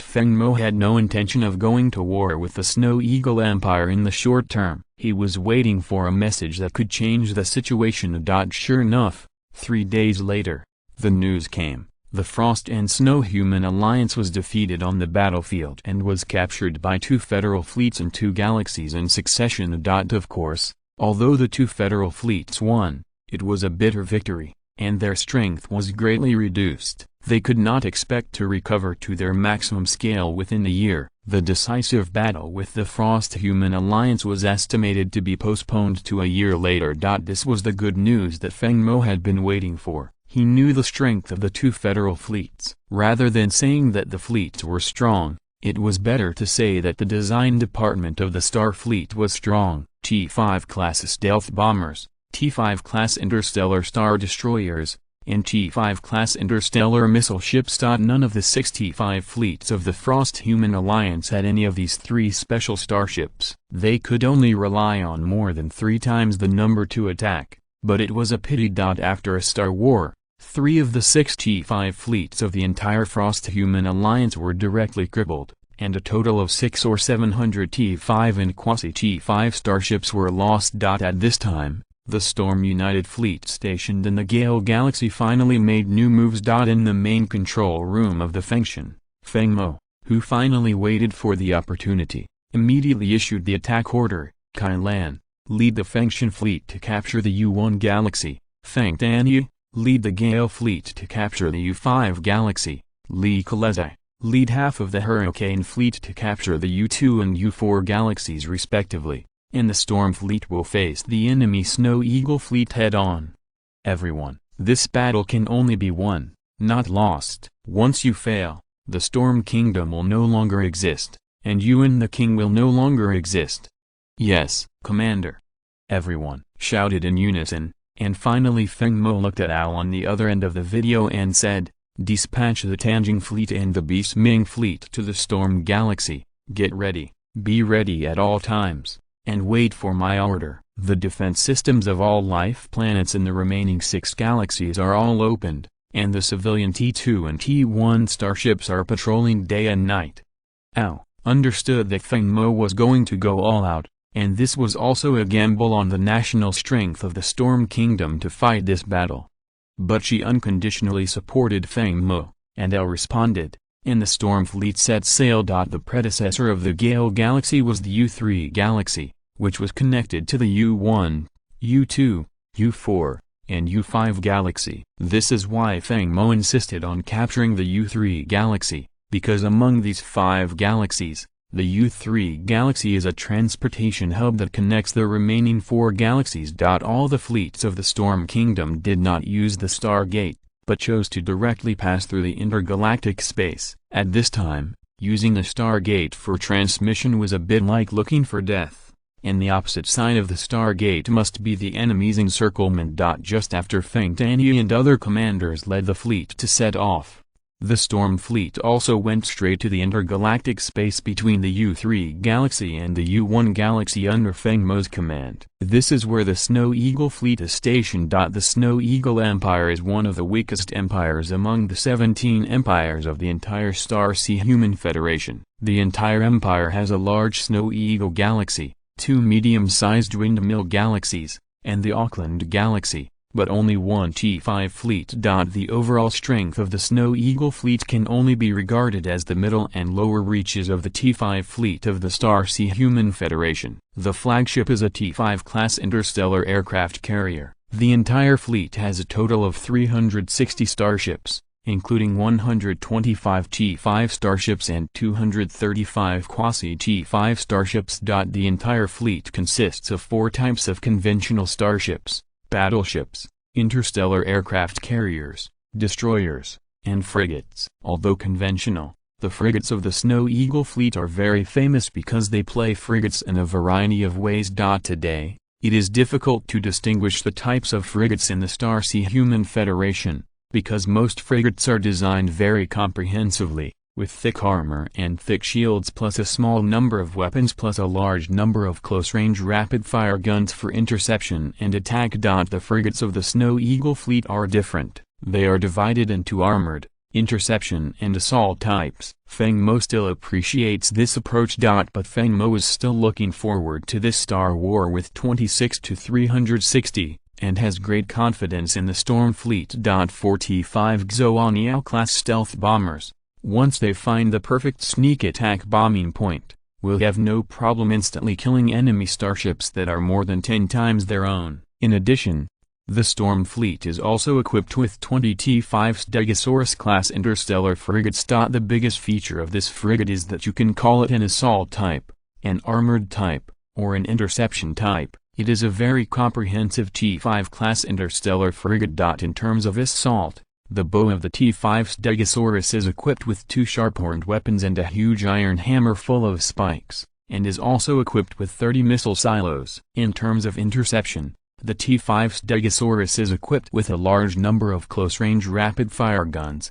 which can be used for interception attacks. As for armor, it goes without saying that the external armor of the T5 Stegosaurus is thicker than that of the Fengtian, and it even drags down the engine a little. With such a comprehensive frigate, Feng Mo is confident that he can beat the opponent's frigate. The most important thing is that 20 T5 Stegosaurus can launch 600 T5 interstellar missiles at the same time, and with 4 T5 Xoaniao, it is enough to give the other side a hard time. However, there is no information about these 2 starships from the Snow Eagle Empire, because these 2 starships have not been used in actual combat or appeared since they were built, and this side can catch the Snow Eagle Empire off guard. Therefore, this battle with the Snow Eagle fleet is also a good opportunity to test these 2 starships. When the Storm Fleet officially arrived in the interstellar space, the Snow Eagle fleet had already set up its formation and was waiting. When the fleets of both sides appeared on the radar of the other side at the same time, Zheng, the commander of the Snow Eagle fleet, frowned slightly. He thought that the genius commander Feng Mo would use a large number of level 4 starships to cooperate with the level 5 flagship to encircle and kill the Snow Eagle fleet. At that time, the Snow Eagle fleet can hold back a large number of the Storm Kingdom's living forces, and then send the T4 fleet to capture the Storm Kingdom and take down Feng Mo's hometown. However, this time Feng Mo only sent 22 starships to meet the enemy, 20 of which were frigates. He didn't think that these 22 starships alone could defeat the entire Snow Eagle fleet. Impossible. Impossible at all. Even the special starships of the Federation fleet couldn't achieve this feat, let alone Feng Mo. Chapter 185 Taking the Initiative. At this time, Feng Mo in the main control room of the Fengtian looked at the middle-aged man in military uniform on the other side of the video and frowned slightly. He had seen this man in the parliament, the supreme commander of the Snow Eagle fleet, Zheng Yi. A very outstanding and excellent fleet commander, and the 10th person under the age of 50 in the entire Xinghai Human Federation to command a T5 fleet. This is also the most glorious moment in his life. Zheng Yi looked at Feng Mo, who was much younger than him, and felt that he was already talented enough. The Storm King in front of him was not over 30, and his status and command talent were not inferior to his own. Even in terms of starship design, the entire Federation might only be comparable to the top perverts in the starship design department. What kind of talent can make this young Storm King, who has the talents of starship command and design, gather together? Zheng Yi dare not think about it. He is afraid that if he thinks too much, he will lose his fighting spirit. Feng Mo is the same. He is now full of fighting spirit. The two had been staring at each other for more than 3 minutes since the video was connected, without any conversation. Zheng Yi suddenly remembered something, hung up the phone first, and then shouted to the fleet chat room, "All starships' interception weapons are ready, star shields are turned on to maximum power, battleships, destroyers' main and secondary guns are charged and ready, and once the stealth bomber appears, they will immediately fire." As expected of the commander of the T-5 fleet, this series of combat deployments directly increased the survival probability of the entire fleet facing the stealth bomber. However, information errors can lead to a big difference. Zheng Yi's set will have a good defense against the T-4 tail Scorpion, but the Snow Eagle fleet is facing the T-5 Blackbird. T-5, Stegosaurus, 600 T-5 class interstellar missiles, launch. Mello, it's time to act. 2 orders were issued in succession. Feng Mo took the lead in attacking, and the missile silos of 20 T-5 Stegosaurus-class interstellar frigates were all opened, and one T-5 class interstellar missile after another took off, flying towards the Snow Eagle fleet with tail flames. The Snow Eagle fleet was a veteran of many battles, facing the 600 interstellar missiles from the Storm fleet. All interception weapons were fired, and the main and secondary guns of the starships were charged at the same time, just waiting for the commander's order. 600 T-5 class interstellar missiles, even if the Snow Eagle fleet's interception rate in this regard would not exceed 70%, even if Zheng Yi had issued an order in advance, the interception results of the intelligent brain showed that the interception rate this time was only 59%. In other words, more than 200 missiles were not intercepted and fell on the starships of the Snow Eagle fleet. The T-5 starships were fine,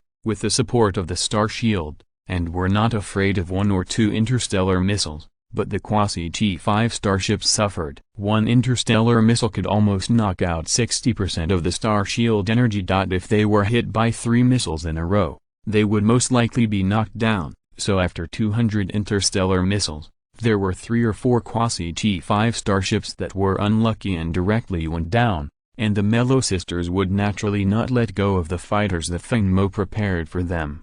Xuanyao Number 1 conducts a decapitation operation, and Xuanyao Number 2, Number 3, and Number 4 conduct a saturation attack. Mello made the deployment in an instant. Xuanyao Number 1 lurked not far from the T-5 class interstellar aircraft carrier of the Snow Eagle fleet. The automatic aiming system locked the enemy flagship. This was the best bombing position. After hearing the order, a series of antimatter annihilation missiles were launched, followed by 3 neutron missiles at the same time.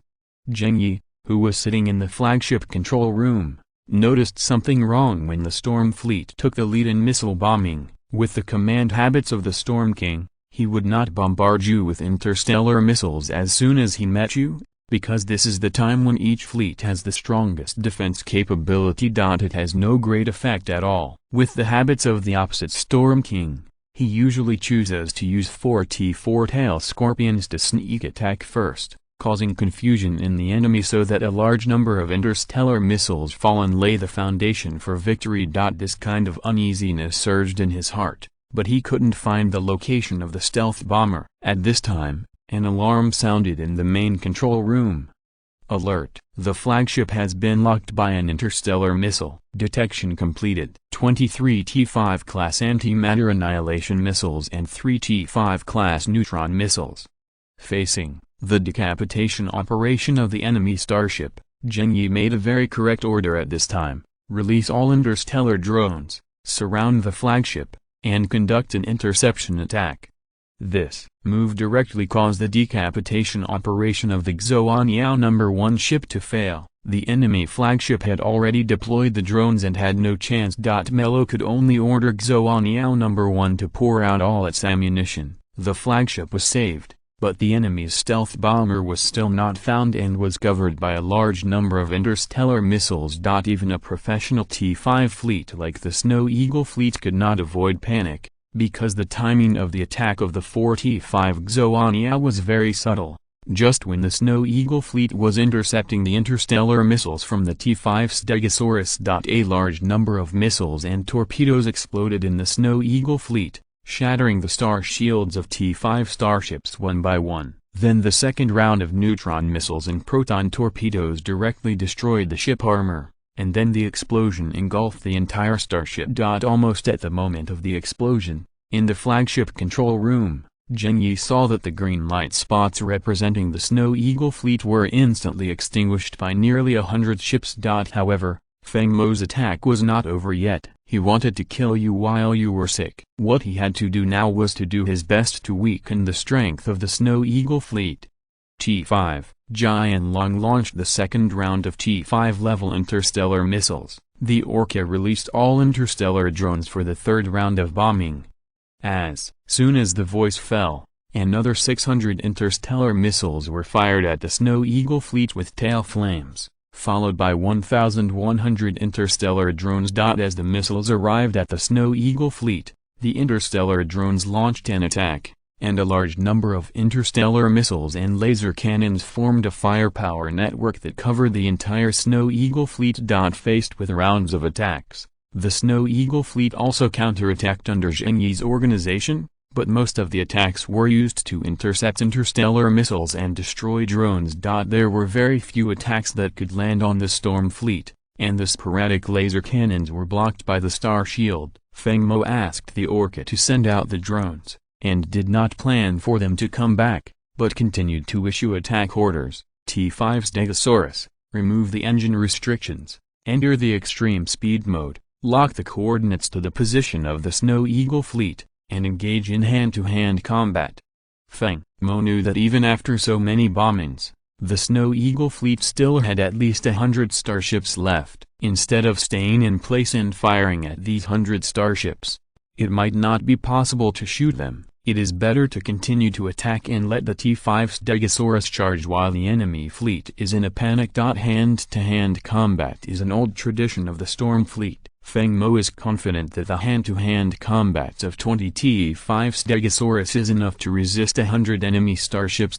Just as the 20 T5 Stegosaurus lifted the engine restrictions and charged towards the Snow Eagle fleet, Feng Mo issued another attack order. Chapter 186 Let's sail. Function. The function releases engine restrictions and enters top speed mode. The main and secondary guns are charged and ready, and the T5 level cluster star destroyer cannon is charged and ready. The function's daily speed is 460 knots. This star speed can be said to be among the best among all Federal Star battleships. Once the ELIS releases the engine limit, its speed will soar to double or even triple its normal speed. But for the sake of the engine's safety, Feng Mo still kept it at a star speed of 700 knots, which was a safe value. The reason why we need to increase the speed is to start to avoid the attack of the Snow Eagle fleet. Once the 20 T5 Stegosaurus and the Snow Eagle fleet start a hand-to-hand battle, the commander of the Snow Eagle fleet will inevitably order most of the starships to bombard them. ELIS. If conditions permit, giving priority to killing the enemy's flagship is something every commander is willing to do, including Feng Mo, of course. Sure enough, after Zheng saw 20 T5 Stegosaurs approaching at great speed through the radar image, he quickly ordered the starship's main and secondary guns to recharge, but he did not choose to bombard the 20 T5 Stegosaurs, but let the radar scan the Storm fleet flagship function. As an outstanding commander, the first thing is to trust one's own fleet. Zheng would not believe it, and he was not willing to believe that Feng Mo wanted to knock over hundreds of starships in the Snow Eagle fleet with just these 20 frigates. It's simply impossible to do. Moreover, the Snow Eagle fleet also has very good experience in hand-to-hand combat. If it's not just bayonet fighting, no one should be afraid of it. The radar has locked onto the enemy's flagship, but the target is traveling too fast. The self-aiming system has already calculated the target route trajectory. Please give instructions.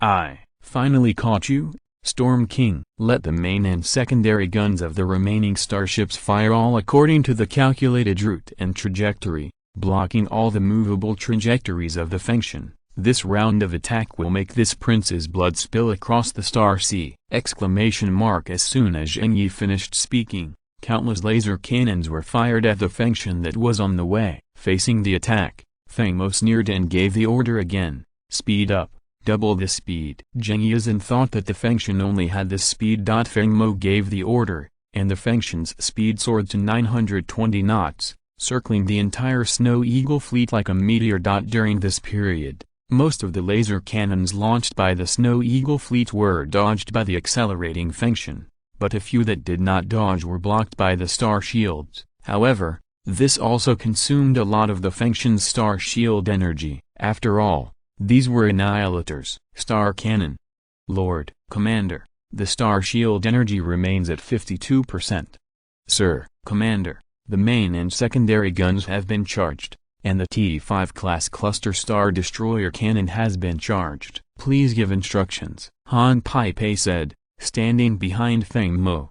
It's disrespectful to come back without reciprocating. The Fengtian's main and secondary guns lock on the enemy's T-5 starship and fire directly. The T-5 class cluster star destroyer gun locks on the enemy's flagship and fires.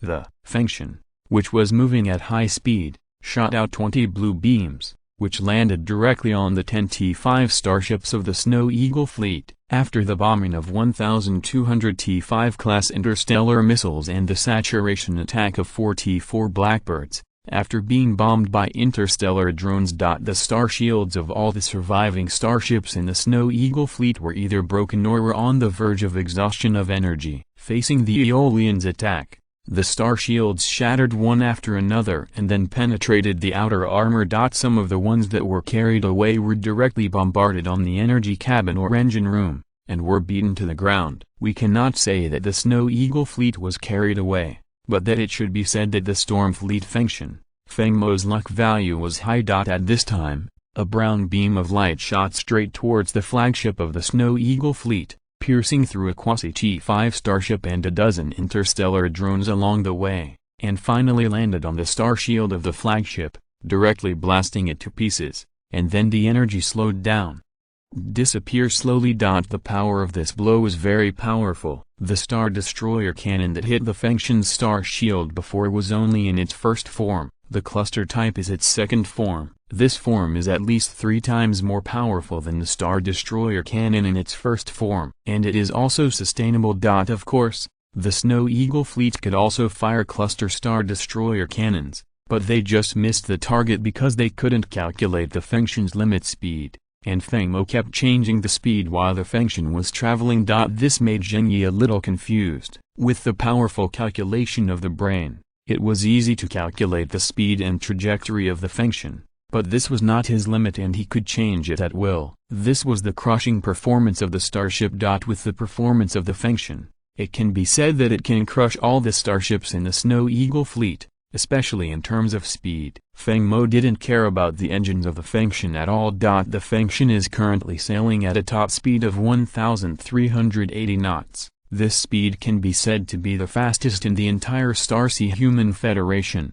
But the Fengtian cannot hold on for long. At this time, the turning point that Feng Mo had been waiting for finally arrived. 20 T-5 stegosaurs had collided with enemy starships. Different from ordinary interstellar frigates, the bow of the T-5 stegosaurus was equipped with 2 hand-to-hand combat weapons, namely 2 huge spikes that look like sharp arrows and a ball of spiked bolas. 20 T-5 stegosaurs, grouped in twos, each penetrated a T-5 starship of the Snow Eagle fleet, and then 2 huge meteor hammers smashed huge pits into the outer armor of the enemy's T-5 starship. The enemy's T-5 starship close and rapid-fire cannons continuously bombarded the star shields of the 2 T-5 stegosaurs, but they could not cause much damage to the thick shields and thick armor of the T-5 stegosaurus. These 20 T-5 stegosauruses engaged in hand-to-hand combat with nearly 100 enemy starships without losing any of them. Feng Mo took the opportunity to let the Fengtian reduce its speed and maintain the star speed of 600 knots. Commander, the Fengtian's weapons have finished cooling down, and the number of enemy starships remaining is 86, Han Pei reported. All weapons are charged, and this time all are aimed at the enemy flagship. The engine mode is switched to normal mode, and we will try to destroy it with one shot to win the game. At Feng Mo's command, the Fengtian's engine switched to normal mode. The speed was fixed at 460 knots, and 21 beams were instantly fired, driving towards the enemy flagship at high speed. All this was seen by Zheng Yi, and then he looked at the large number of T-5 starships being dragged by 20 T-5 Stegosaurus. Zheng Yi quickly made a judgment. All the main and secondary guns of all the starships that have escaped from the entanglement are fully charged, and the target is locked on the enemy flagship Fengshan. The intelligent brain is responsible for calculating the trajectory of the enemy flagship route, blocking all forward trajectories of Fengshan, and firing.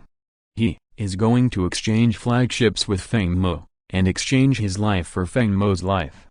After Zheng Yi's order was issued, nearly 50 T-5 and quasi-T-5 starships charged their main and secondary guns at the same time. According to the trajectory of the Fengshan calculated by the intelligent computer, they fired instantly after charging. Nearly more than 500 beams of light blocked the Fengshan from front to back, left to right, and up to down. This attack could only be resisted. There was no other way. Feng Mo was mentally prepared when he took the initiative to slow down. There is another chapter at 9 o'clock in the evening. Chapter 187 Lucky Bonus. Alarm. Radar detects energy attack targeting Fengshan. Star Shield has been activated to maximum power. Close-range rapid-fire guns are activated to intercept and attack.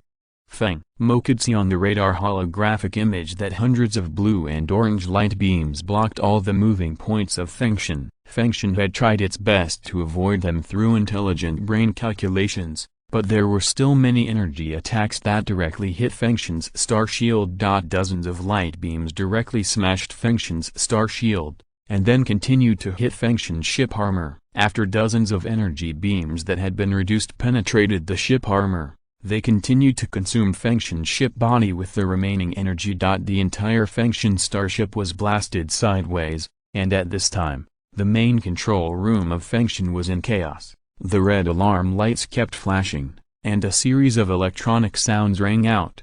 Alarm, the star shield has run out of energy and has been broken. Alarm, the armor of the Fengshan ship has been damaged on a large scale, and the armor is damaged by 41%. Alarm, the port side of the Fengshan ship has been pierced in 7 places, and the 32 cabins near the port side are urgently blocked. Alarm, the starboard side of the Fengshan ship has been pierced in 8 places, and the 40 cabins near the starboard side are urgently blocked. Alarm, the entire Fengshan is damaged on a large scale, and the ship is damaged by 33%. A series of alarms woke up the drowsy Feng Mo. There was a fixed device on the captain's chair. The huge impact force only made Feng Mo's head a little dizzy, and did not cause any impact. It seems that his desperate move was right. It is worthy of being a large-scale attack. Even the Fengshan with thick shields and thick armor can't withstand it. The current Fengshan is very damaged. In addition to the engine system and radar system, almost everything is damaged. The cost of returning to repair is also a huge expense. However, Feng Mo also made the right bet. The main and secondary guns of the Fengshan plus a T-5 conventional star destroyer directly smashed the flagship of the Snow Eagle fleet. The survival rate of the crew inside the ship was not high. Without the command of the flagship, the 20 T-5 Stegosaurus were enough to delay until the 4 T-5 Xoaniao, which had replenished their ammunition, came back to help.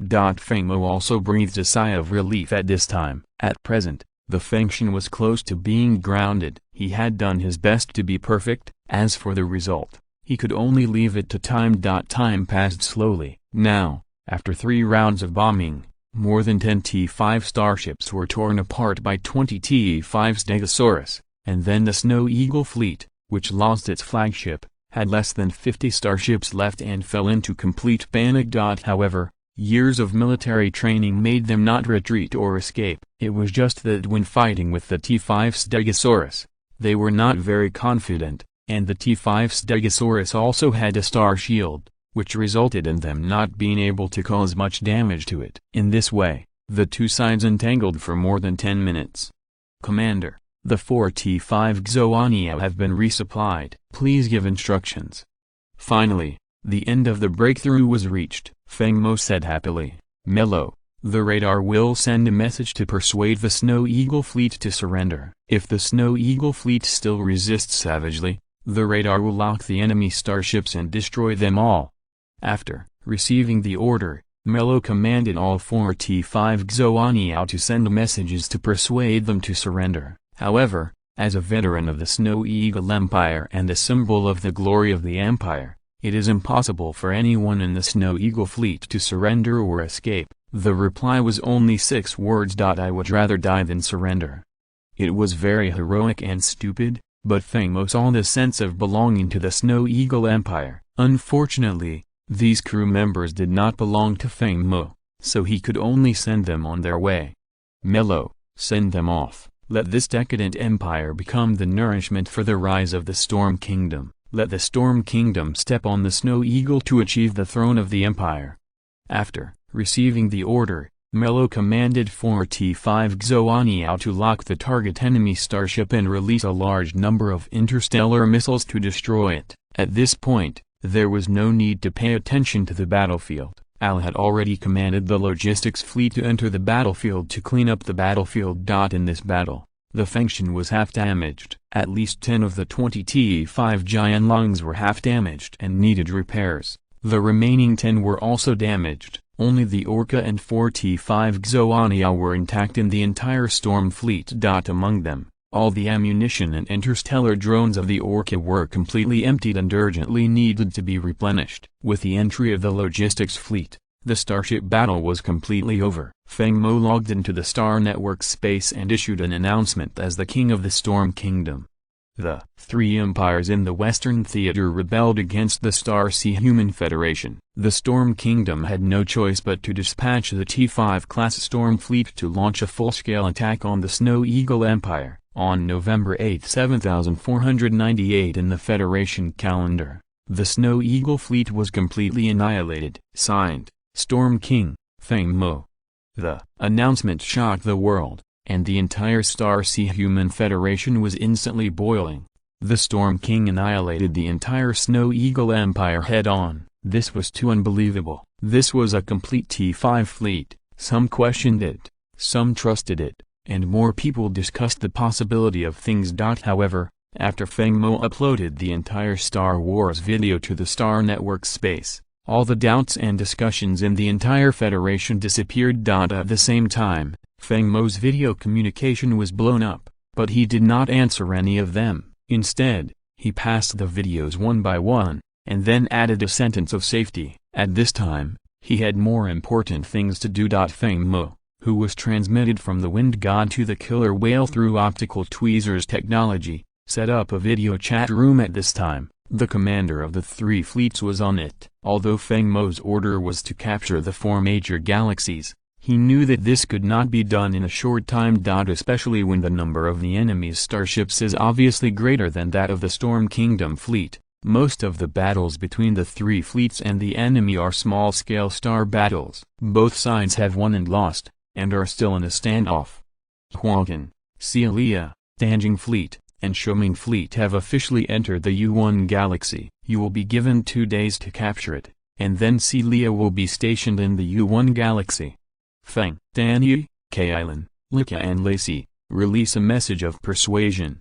If you agree to surrender, the fleet can be merged into the Storm Kingdom, and the kingdom will recognize all the resource planets it owns, but the life planets need to be handed over, but compensation will be given. Feng Mo looked at the fleet commanders and said that now that the information of the complete annihilation of the Snow Eagle fleet has been released, I believe those fence-sitters will definitely surrender, but now is not the time to invade the Snow Eagle Empire. Because the Yushuang Empire and the Yun Empire will definitely support the Snow Eagle Empire, launching a full-scale war now is simply not possible with the national strength of the Storm Kingdom. And the Fengshan and the 10 T5 Stegosaurus are in a semi-disabled state, and it will take some time to repair them. Feng Mo's idea is to take down the entire U-1245 galaxy, station troops at the border of the Oakland galaxy, and confront the Snow Eagle Empire. We will accelerate internal development, integrate galaxies and fleets, and keep the essence. Within a year, we will be completely renewed. Then we can go to war with the Snow Eagle Empire. Chapter 5, End of Today. Chapter 188. T5 Paladin-class Star Destroyer. As Feng Mo expected, 1 hour after Feng Mo uploaded the video, the Frostmark fleet, one of the three major fleets of the Moonfrost Empire, appeared on the main star of the Snow Eagle and stationed there. This fleet had just experienced a star war with the Star Human Federation fleet, and was now exhausted. A large number of starships in the fleet needed repairs, and the Snow Eagle Empire happened to bear the cost of this repair. One day after Feng Mo uploaded the video, Joaquin and Celia successfully captured the U-1 Galaxy without much resistance. Wherever the fleet went, all surrendered. 3 days after Feng Mo uploaded the video, the entire U-series galaxy was captured. At the same time, the Xinhuo system task panel was changed, and a temporary task had been completed. Temporary task: capture U-1, 2, 4, 5 galaxies, completed. Reward: 10,000 points. T5 Paladin-class interstellar star destroyer. Temporary task: defeats the Snow Eagle fleet, completed. Reward: 5,000 points. T5 Pegasus-class interstellar missile ship. Feng Mo clicked to receive the reward. Rewards received successfully: 15,000 points. T5 Paladin-class star destroyer, T5 Pegasus-class star missile ship. These two starships are all special starships, and the cost is very expensive. Among conventional starships, battleships and interstellar aircraft carriers are the most expensive, but each of these two starships is twice as expensive as a battleship. Especially the Star Destroyer, its cost is 3 times that of the Aeolus, and of course its performance is much better than the Aeolus and the Orca. The data of the two starships are as follows. T5 Paladin-class interstellar star destroyer, armor strength, 3000 units. Hull data, 7.9 km × 1.5 km × 1.3 km. Speed, 450 knots. Warp engine, level 5. Star shield energy, level 5, 100% weapons. T5 class cluster star destroyer cannon ×4, T5 class neutron pulse cannon ×12, T5 class antimatter energy cannon ×24, T5 class close range rapid fire laser cannon ×200. T5 Pegasus class interstellar missile ship, armor strength, 2200 units. Hull data, 6 km × 1.3 km × 1 km. Speed, 430 knots. Warp engine, level 5. Star shield energy, level 5, 100% weapons, 2000 unit. Missile silo, fully loaded with 10,000 T5 class interstellar missiles. Of these two starships, the Star Destroyer is the ultimate starship. Whether it is hull data, shipborne weapons, speed or armor strength, it is far superior to the Aeolus. This is a behemoth that spans the interstellar space. As the name suggests, the Star Destroyer is not a problem. Even some life planets cannot withstand a round of bombing equipped with this weapon. If there was such a starship when fighting with the Snow Eagle fleet before, that round of salvo could directly clear all the starships around the flagship of the Snow Eagle fleet. As for the missile ship, there is no need to say more. It is the trump card among special starships. It has no problems except that it costs money and explodes. It can fire 2000 T5 class interstellar missiles in one round. As long as you have enough money, you can build 10 ships. In one round, you can flatten the entire Western theater of operations, such as the Snow Eagle fleet. But the entire Star Human Federation just has 5 ships. How can the small Storm Kingdom build 10 ships? It is still because the territory is not big enough and the resources are not enough. The design drawings of these two starships were sent to the storage room by Al, and then built by Alyssa herself. 1 T5 Paladin-class interstellar star destroyer and 2 T5 Pegasus-class interstellar missile ships. In addition to these two starships, Feng Mo was also given 15,000 points as a reward, and the total points reached 22,660. These points can be exchanged for the design drawings of 2 T5 starships. It happened that the fleet would be expanded and integrated in the next year, so Feng Mo simply exchanged them all and let Alyssa deal with them together. Conventional starships are still short of T5 class destroyers, so Feng Mo first spent 10,000 points to exchange for a T5 Wolf King class star destroyer. Because there will be a large-scale star war next, there will be a big gap in the supply of starships, So an interstellar supply ship must be prepared. Feng Mo browsed through all the design drawings of T5 class interstellar supply ships and selected a T5 Bay class interstellar supply ship. The data of the two starships are as follows: T5 Wolf King class star destroyer, armor strength, 2,200 units, hull data, 3 km times 5 speed, 450 knots of star speed warp engine, level 5 star shield energy, level 5, 100% weapons, T5 class star destroyer times 1, T5 class neutron cannon times 4, T5 class shock missile, T5 class proton torpedo, T5 close defense rapid fire laser cannon times 120, T5 Bay class interstellar supply ship, armor strength, 2,000 units, hull data, 8 km times 2 km times 1.6 km speed, 400 knots warp engine, level 5 star shield energy, level 5, 100% weapons, T5 class close-range rapid-fire laser cannon times 200. The performance of these two starships is about 5% higher than that of the starships of the same category in the major empires. Basically, they can be regarded as the treasures carefully selected by Feng Mo. However, the shock to Feng Mo was not as great as that of the interstellar star destroyer and the interstellar missile ship. To put it bluntly, he saw the top things first, and then saw that the advanced ones were tasteless. The design drawings of these two starships were handed over to Alyssa, and she was asked to produce 10 T5 Wolf King class interstellar destroyers and 10 T5 Bay class interstellar supply ships. Feng Mo can be sure that Alyssa will be very busy in the next year. After the starship exchange is completed, the next step is the issue of galaxy merger. Feng Mo learned from history books that the area of the Star Sea Human Federation used to be it consists of 2 star fields.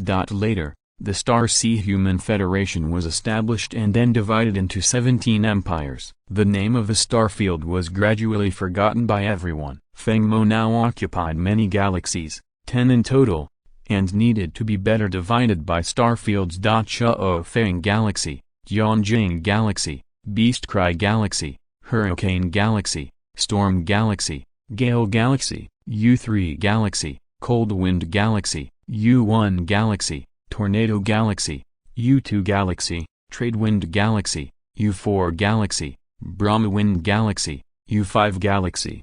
A total of 10 galaxies emerged into the Storm Star domain. The main galaxy is the Storm Galaxy and the Storm Main Star. The Storm Star domain is also the main star domain of the Storm Kingdom. In other words, the arrangement of main stars, galaxies, star fields, and kingdoms from small to large may seem a bit complicated now, but in order to ensure that after occupying more galaxies, the overall planning will not cause trouble, you will get used to it slowly. After the galaxy integration planning is completed, the fleets must continue to be integrated. Now the Kingdom of Storms has a star field and 10 galaxies under its command. It is impossible to keep a fleet in each galaxy. This would be too expensive and a huge financial burden. However, it is difficult to abolish the 5 major fleets that have been appointed. So keeping the 5 major fleets unchanged only changes the galaxy they are responsible for from 1 to 2. Chapter 189 Storm Empire. Huaqian still led the Beast Roar fleet to guard the Beast Roar galaxy and the North Wind galaxy as usual, while Li Kalezi led the Hurricane fleet to guard the Storm galaxy and the Gale galaxy. Kailin led the Wind God fleet to guard the Gale galaxy and the Cold Wind galaxy, while Celia led the Sky Crystal fleet to guard the Sky Crystal galaxy and the Hurricane galaxy. Finally, Feng Tanya led the Gale fleet to guard the Trade Wind galaxy and the Brahma galaxy. It happened that the 5 fleets guarded 10 galaxies, and the Storm fleet was a mobile fleet. December 1, 7498 of the Federation calendar. Feng Mo came to the Federal Parliament building in the Star Network space again. His mentality this time was very different from the last time. Last time he came with a humble and learning attitude, but this time he returned with a great victory. It was not that he became inflated, but that he was able to defeat the Snow Eagle fleet head-on, which gave Feng Mo great confidence. This confidence was not arrogance, and of course he was not arrogant enough to directly resist the idea of the Star Sea Human Federation. At present, Most of the forces in the entire Xinghai Human Federation have calmed down a lot, except for the Eastern Theater. Because they have seen the power of the Xinghai Human Federation fleet. This time the Xinghai Human Federation went to war with the Western Theater. This battle was no less surprising than Feng Mo's direct defeat of the Snow Eagle fleet, but more surprising, which made the major empire's awe of the Xinghai Human Federation rise sharply. 2 T5 fleets directly defeated 6 D5 fleets. Which fleet commander here can lead a fleet that can do it? This is an unprecedented record, which makes the major fleets have a greater sense of awe for the starship design department under the Xinghai Human Federation. Especially the appearance of a large number of special starships in the fleet really blinded the eyes of a group of commanders. Nothing is better than putting the facts in front of everyone, so the entire Xinghai Human Federation briefly entered a period of peace. The Central Theater and the Northern Theater are still watching. The Eastern Theater is constantly making small moves, and the Southern Theater is in a war. Even if the Eastern Theater made some small moves, they only did it secretly and did not dare to touch the Federation. They were all waiting to see whether the Starfleet Human Federation could flatten the Western Theater in a year. Of course, the Federal Parliament knew this very well, but there was no better way to control it. The reforms implemented before were very resistant to the major empires, and the effect was minimal. The major empires were restrained, and none of the major T5 fleets sent to the Southern Theater for support were slack or afraid of fighting. On the contrary, they fought bravely in the interstellar war with the interstellar mechanical race. No matter how much internal fighting and division there were, in the face of justice, the major empires would still be united against the outside world. Feng Mo walked into the Federal Parliament building with his head held high. Unlike the last time he came, he was greeted by Senator Nori and Uncle Gu Jun. This time, there were not many people who could be received by the two in person. Feng Mo hurried over and bowed slightly to greet the two. At present, Feng Mo can talk to the two on an equal footing in terms of status and strength, but Feng Mo is a grateful person. These two have helped him many times and are his elders, so it is necessary to greet them. Uncle Nori, Uncle Gu Jun, how can I trouble you two to receive them in person? The two laughed when they saw Feng Mo. Their nephew was really good. He wiped out the Snow Eagle fleet head-on. The Yunshan fleet can also do this, but it also has to pay some price. The Yunshan Empire is very good in this regard. No matter how they fight internally, once it involves external forces, the Yunshan people will always be united against the outside world, and the internal struggle is also limited, and they will not do anything that harms the empire. Nori smiled and patted Feng Mo on the shoulder and said, "You are in luck. The reason why Storm Kingdom was promoted to the empire so smoothly this time is because the three major empires in the Western Theater have all rebelled, and Storm Kingdom can just replace the Snow Eagle Empire. As for the Western Theater, this time it has made a very bad start. Although with this beginning, the major theaters are ready to move. There will be no more splits in a short time, so Mo, this period will be a critical period for your development. No one in the Yunshan Empire's generation of young people can compare to you, and you Feng Mo will eventually become the leader of the Yunshan Empire, so your Uncle Gu Jun and I are full of expectations for you. Come on, work hard, maybe the Yunshan Empire will rely on you in the future." Feng Mo was very happy to hear this. It was nonsense to say that he had no ambition to unify the Xinghai Human Federation. He must have it, so he would definitely face the Yunshan Empire and the Huaiyao Empire in the future. Now these two empires have given him a relatively positive answer, and they will also become a helper in the future. Uncle Nori is joking. The Yunshan Empire ranks among the top 3 in the Federation and holds a pivotal position in the entire Xinghai Human Federation. The Storm Kingdom has only just started and is still a long way from catching up with the Yunshan Empire. The Yunshan Empire is Feng Mo's hometown, and there are elders like you and Uncle Gu Jun. Feng Mo remembers them in his heart and will repay them in the future. You can rest assured about this. Feng Mo is like this. He will repay a favor. Nori has fought for him many times in the Federation Conference. Feng Mo remembers this favor and will repay it. As for Uncle Gu Jun, there is no need to say more. I said that there is absolutely no problem in choosing Feng Mo as the leader of the empire. Feng Mo is loyal to his own people, nor I is considering it. I am willing to trade 3% of the shares of Fenian Starship Trading Company to you. How about boarding this high-speed ship with me? Gu Jun interrupted and said that this was the core topic of his and Norai's reception of Feng Mo. Of course, these were inseparable from Feng Mo's early performance. After seeing Feng Mo's attitude, Norai also changed his previous attitude and nodded gently to Gu Jun. This high-speed ship, Norai, have decided to board it. If not now, when will I board it? After the two finished speaking, they looked at each other and laughed. The three of them walked into the Federal Parliament Hall while talking and laughing. The last time Feng Mo came, he was wearing aristocratic clothes, but this time he was wearing combat uniforms, but no one reminded him or underestimated him. Feng Mo, who was able to defeat and annihilate the Snow Eagle fleet head-on, has become equal to the speakers of the various empires and the supreme commanders of the various fleets. Moreover, he is the protagonist today.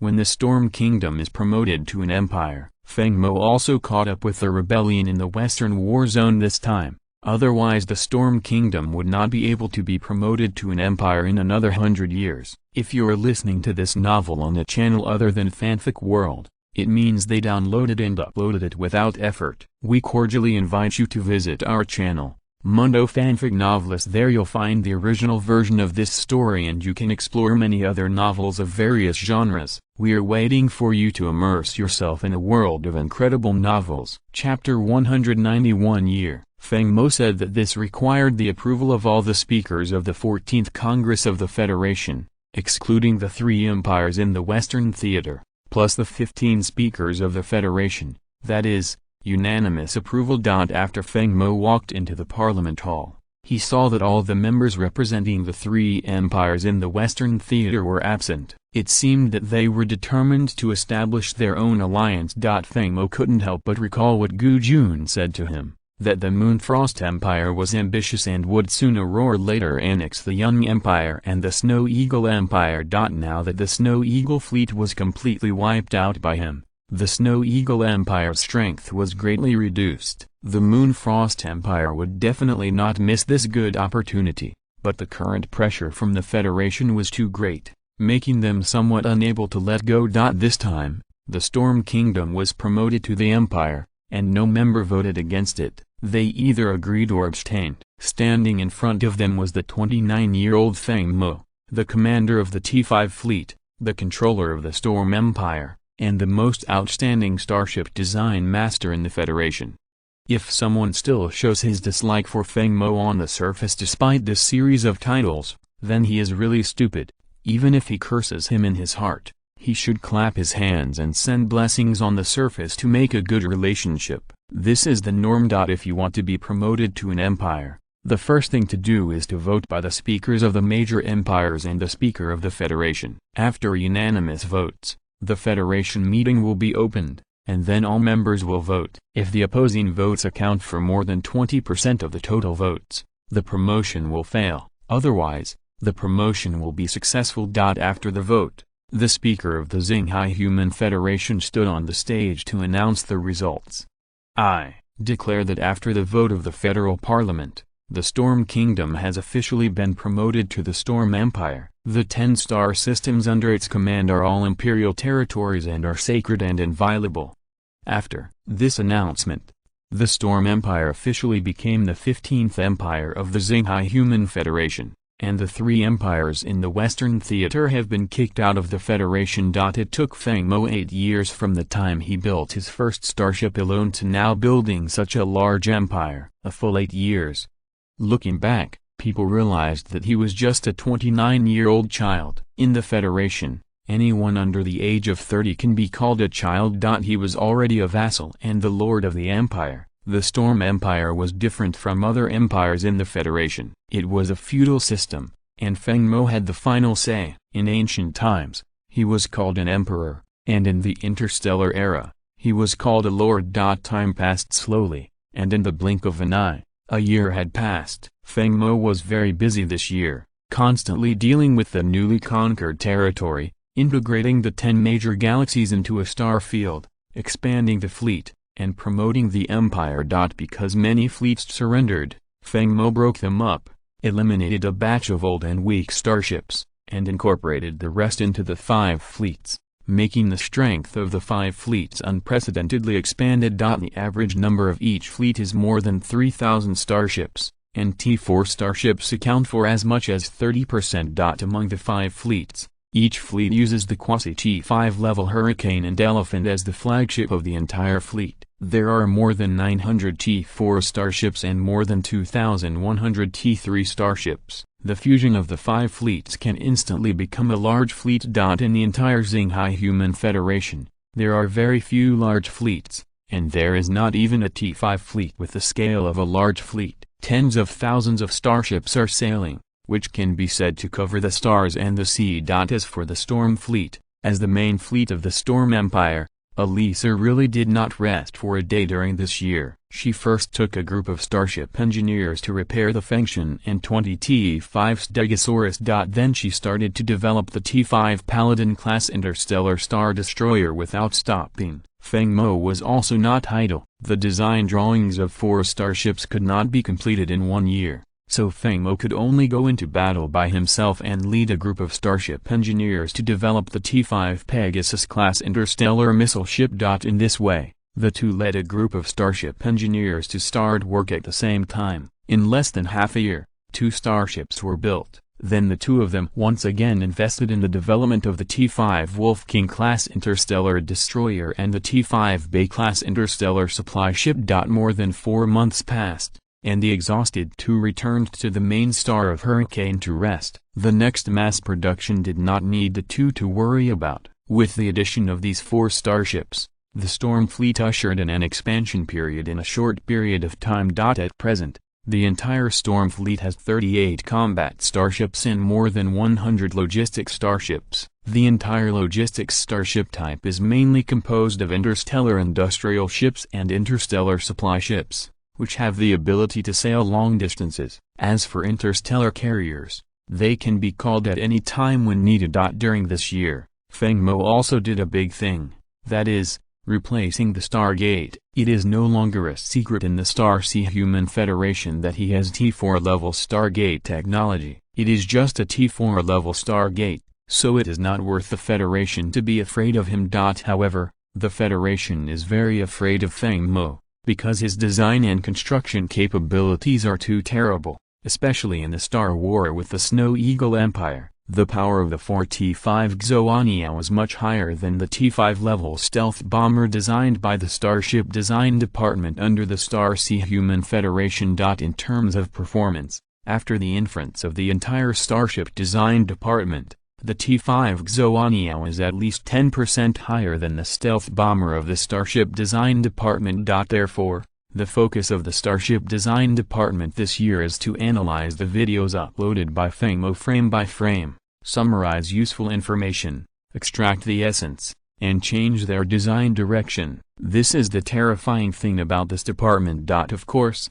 Feng Mo also established a Starship Design Department in the Storm Empire, with himself as the director, and Elisa and Al as deputy directors. But it is definitely not comparable to the Starship Design Department of the Xinghai Human Federation. After all, it gathers the top talents of the entire Federation, but Feng Mo also has his own way, open recruitment. Feng Mo asked the Design Department to issue a simple recruitment poster, but the last sentence said that Feng Mo could personally train and teach, etc., which attracted a large number of starship design enthusiasts to sign up. Then Feng Mo launched a test paper. You can take an open book test, you can give the answer within 3 hours, and you can join the Starship Design Department of the Storm Empire if you pass it. But unfortunately, this paper may be very difficult, and a total of more than 1 million people took the test. In the end, less than 300 people were admitted, and even when Elisa first did this paper, she almost didn't finish it. After she finished it, she looked at Feng Mo with the wrong look in her eyes, and kept muttering perverted. Feng Mo had no choice. This test paper was exchanged from the Xinhuo system for 160 points. Of course, it was difficult. He himself almost didn't finish it within 3 hours. not to mention the students who had never touched the starship design drawings given by the Xinhuo system. The 100 people who can pass the exam can also enter the Federation's starship design department, who wouldn't like talents. So in order to avoid being intercepted by others, Feng Mo directly dispatched the Storm Fleet to pick up their people one by one, and also moved their families and even his home back. Chapter 191 Declaration of War. After settling the matter in the Starship Design Department, Feng Mo went on to attend the graduation ceremony of the first batch of students at Storm Military Academy without stopping. Feng Mo has high hopes for this military academy, which only admits 1,000 places each year. Currently, he has 10 star systems under his command, with a population of over 80 billion. What is the concept of 1,000 a year? Many high-level officials of the Empire of Storms followed Feng Mo in asking for places in the academy, but Feng Mo refused and only gave Alyssa 3 places. This was Feng Mo's preference. On July 1, 7499 in the federal calendar, Feng Mo turned 30 this year, and the graduation ceremony for the first batch of students at Storm Military Academy officially began. Unlike the graduation ceremonies of other colleges, which are full of singing and dancing, the graduation ceremony of Storm Military Academy is a large-scale job fair. The 5 major fleets and even the Storm Fleet will specially send examiners. A paper, how far you have achieved it, and how many points you can get for theoretical knowledge, means that you can go to that fleet, or even if you have perfect theoretical scores, you can go directly to the Storm Fleet. As for actual combat, that can be practiced, and Feng Mo has time to accompany him. These people practiced. After all the exams for 1,000 students were completed, Feng Mo sat on the chair in the principal's office. The principal carefully stood opposite and reported, "Lord, all students have completed their exams. Among them, there are 2 students with 100 points, 72 students with 90 points or above, and 736 students with 80 points or above."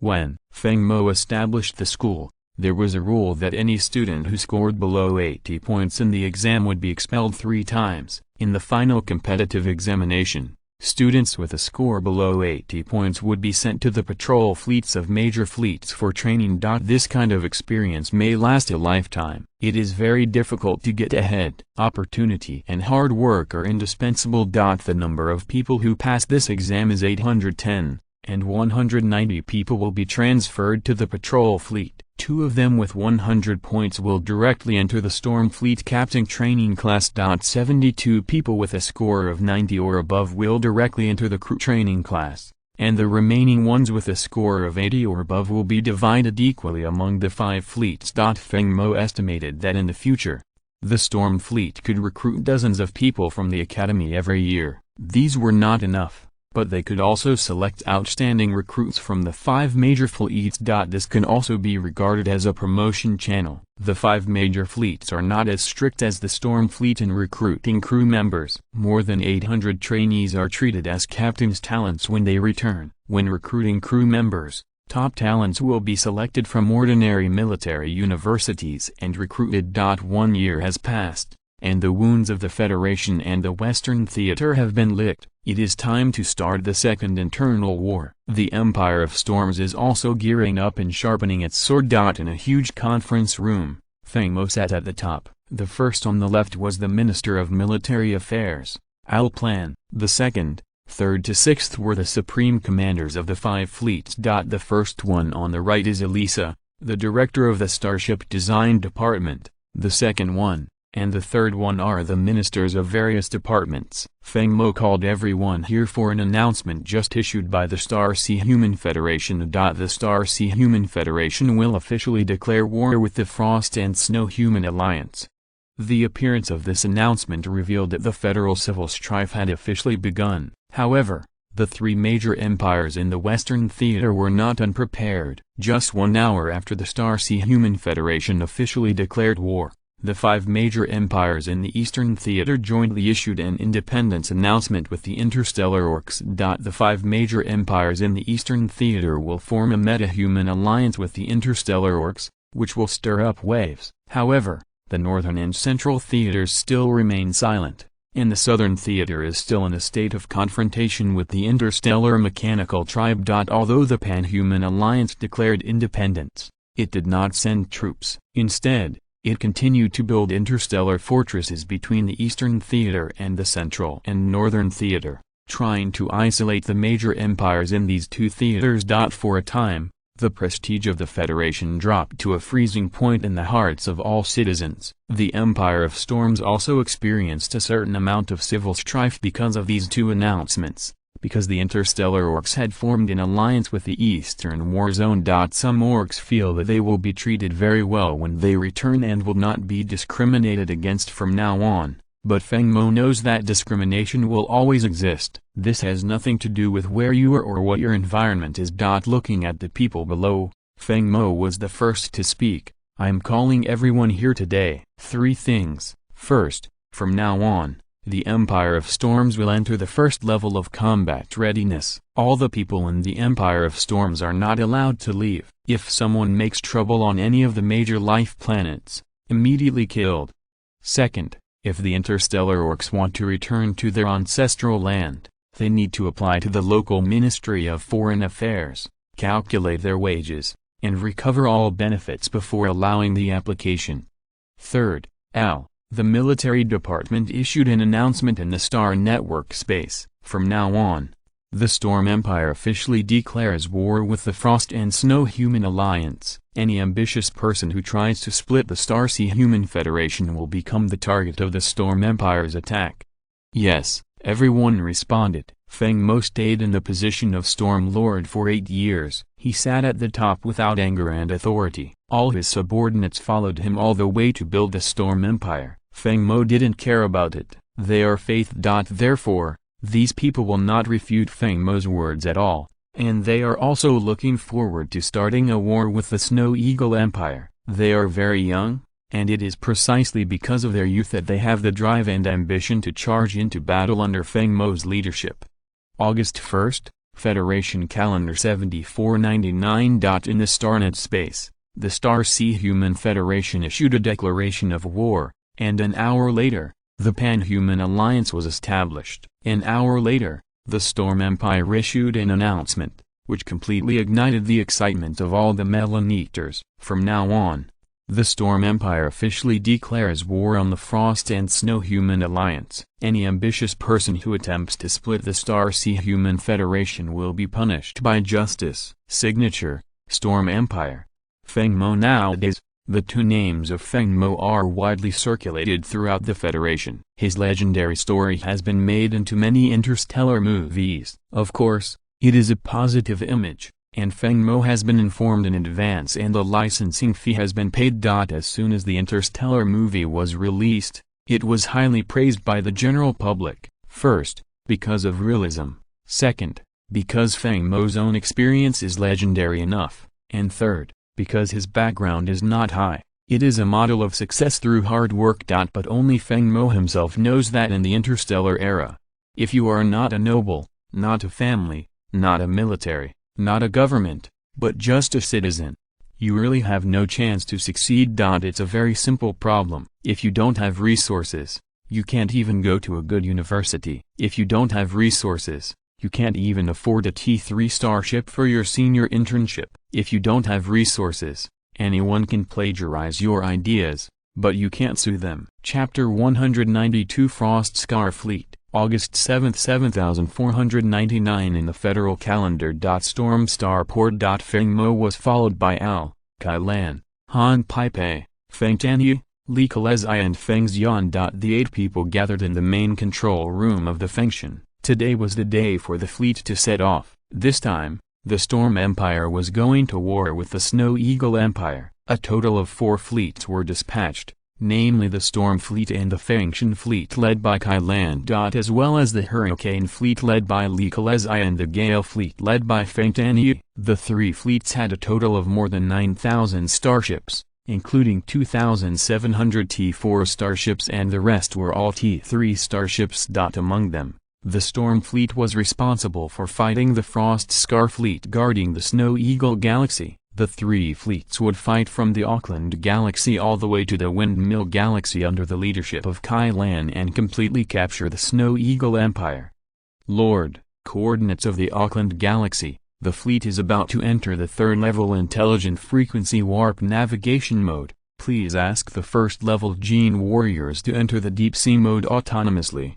Han. Pai Pei's heroic voice sounded in the main control room of all the starships of the two fleets. Because they had to take care of the three fleets, the warp navigation mode was only level 3. The Cold Wind Galaxy, U1, is connected to the Auckland Galaxy. The first stop of the fleet is the Auckland Galaxy, a former slave capital. The Frost Scar fleet guards the Snow Eagle Galaxy. In contrast, the Auckland Galaxy and the Windmill Galaxy can only be guarded by the Snow Eagle Empire military. This time, the Wind God fleet led by Kai Lan will face the military of a great empire, although their proud Snow Eagle fleet has been destroyed by Feng Mo, and the major families have been blackmailed by Feng Mo for a large amount of star coins.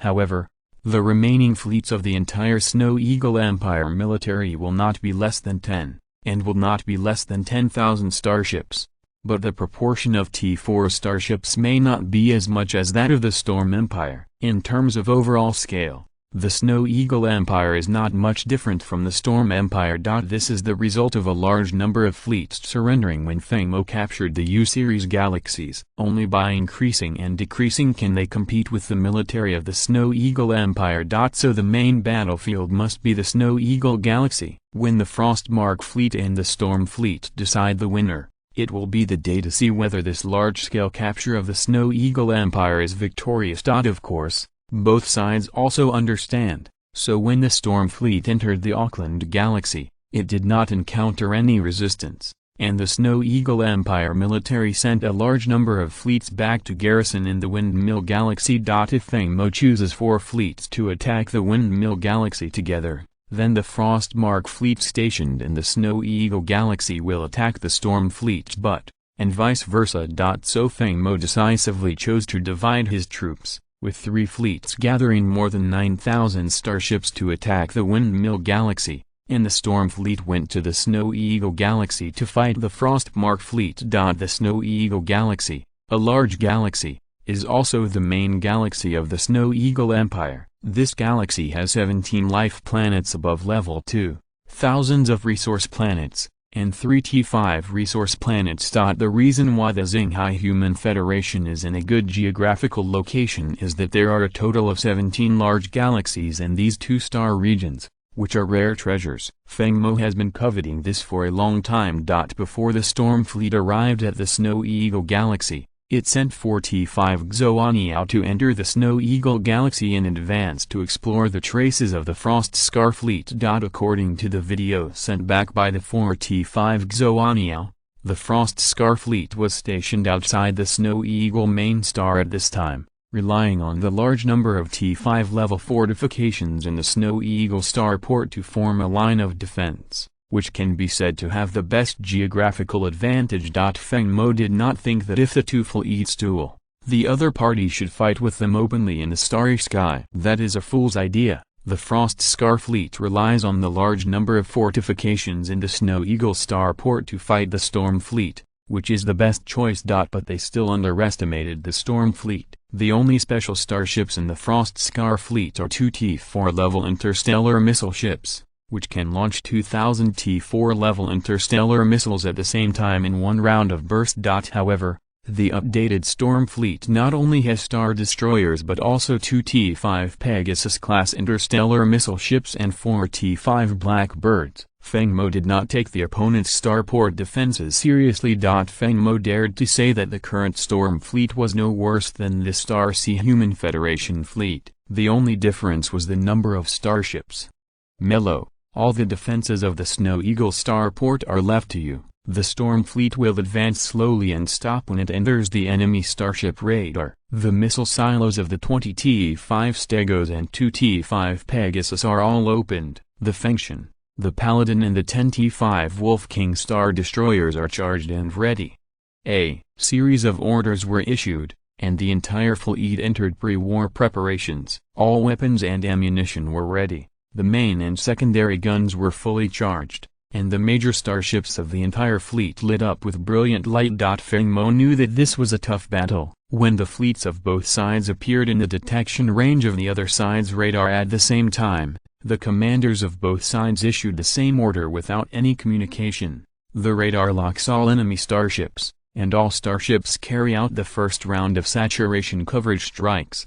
Both fleets were doing the same thing. The Storm Fleet's 4,600 T-5 class interstellar missiles were launched at the same time, with tail flames roaring towards the Frost Scar fleet, while the Frost Scar fleet was much worse, with only 2,000 T-4 class interstellar missiles fired at the Storm Fleet. At the same time, the Star Destroyers of the two fleets were fired at the first time, and the bright orange beams filled the entire starry sky. Feng Mo did not need to issue orders. All the star shields of the Storm Fleet's starships were turned on to maximum power, and the close-range rapid-fire guns were fully fired to carry out interception strikes. Mello, start the action. Feng Mo used 4,600 T-5 class interstellar missiles to disrupt the enemy's sight, just to give Mello a chance to take action. After receiving Feng Mo's instructions, Mello took action immediately. The shipboard weapons of the 4 T-5 Blackbirds that had already found the best bombing position were all launched free of charge. One after another, the interstellar missiles all landed on the major defenses of the starport. The explosion was deafening, and the entire Snow Eagle starport was shaken. It seemed like it was about to be overturned. The huge fire ignited the entire Snow Eagle starport, swallowing up a large number of logistics starships and a large number of soldiers stationed at the starport. These are the destruction and killings caused by war. Meru has no feeling about it. Instead, he feels a little excited because of the destruction. At this time, in the main control room of the flagship of the Frost Scar fleet, a middle-aged man wearing a black combat uniform was sitting on the captain's chair. He had no reaction to the fire behind the fleet. Instead, his eyes were fixed on the flying towards Frost. The 4,600 T-5 class interstellar missiles of the Scar fleet. There is only endless coldness in his eyes. There are only 5 T-5 class starships in the entire Federation. It is too terrifying for the youngest starship designer in the Federation to be able to design a T-5 class starship in just 1 year. Star missile ship. And if you build 2 ships at once, you must be very rich. At this time, Yumi's cold eyes fluctuated for the first time. He couldn't tell what he meant. There was a trace of fear, and maybe a trace of relief. Chapter 193. Yumiu, the Frost Scar fleet is a veteran T-5 fleet, but it was also shocked by the 4,600 T-5 class interstellar missiles launched by the Storm fleet. It did not need Yumi's command at all, and the close-range rapid-fire guns and other interception attacks were fully opened. As mentioned earlier, the interception rate of the normal Federation's T-5 fleet for such interstellar missiles is generally around 60%. The Frost Scar fleet did a good job in this regard, with an interception rate of 68%. However, the Storm fleet launched 4,600 missiles. Even if there is a large interception rate, there are still nearly 1,500 missiles left. The entire Frost Scar fleet has only more than 400 starships, which are directly covered by 1,500 T-5 class interstellar missiles. Think about this coverage rate. On average, there are 3 interstellar missiles per starship, which directly knocks out half of the star shield energy of some T-5 starships. As for the quasi-T-5 starships, it is even worse. After the reign of T-5 class interstellar missiles fell, some unlucky star shields were directly shattered, and the remaining star shield energy was also very little. A wave of interstellar missile rain was followed by a large number of star destroyers and main and secondary guns of starships. Although the Storm fleet had only more than 30 starships,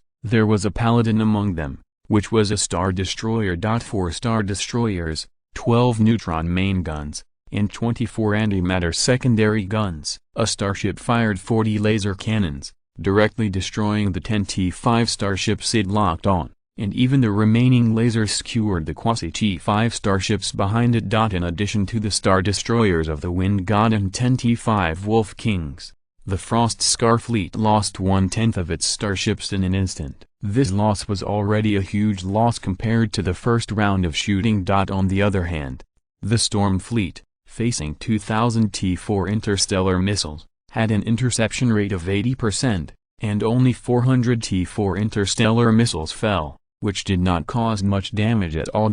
However, the laser cannons fired by the opposite side caused a huge blow to the star shield energy of the 20 T-5 Stegosaurus in front of the formation, and the star shield was on the verge of breaking. The first round of mutual attacks ended, and both fleets had already tested the firepower points of the opposite side. But the Star War was not over yet. Both sides still had interstellar aircraft carriers that had not been used. The 1,100 interstellar drones of the Orca interstellar aircraft carrier all took off and flew towards the enemy's interstellar drones. The next step was a battle between interstellar drones. The Star Destroyers and main and secondary guns of the two fleets were all cooling down, but the interstellar missile ships were not cooling down.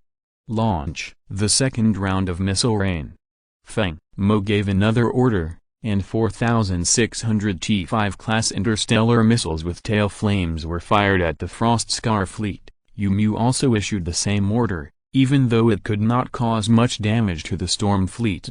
Since the Frost Scar fleet lost nearly 40 starships after the first round of shooting, the interception rate was slightly lower than the first round. This time, nearly 2,000 T-5 class interstellar missiles fell. This time, the quasi-T-5 starships of the Frost Scar fleet were completely in trouble. How could they resist the T-5 interstellar missiles without star shields? One starship after another exploded, causing a raging fire that devoured the crew, and then a secondary explosion blew the entire starship into pieces. Facing the second round of T-5 interstellar missile rain, the star shields of the T-5 starships were also completely shattered. Now the Frost Scar fleet is like a beauty without clothes, allowing the Storm fleet to ravage them at will. The result of this Star War was known when Feng Mo came. The fleets of both sides are not at the same level at all. Today's Storm fleet has T-5 class star destroyers, T-5 class missile ships,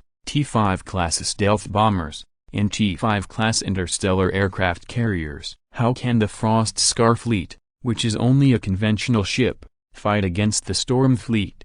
Feng Mo really couldn't think of how he couldn't win. At this time, after the 4 T-5 Xuaniao completed the task of destroying the Snow Eagle starport, they sneaked behind the Frost Scar fleet.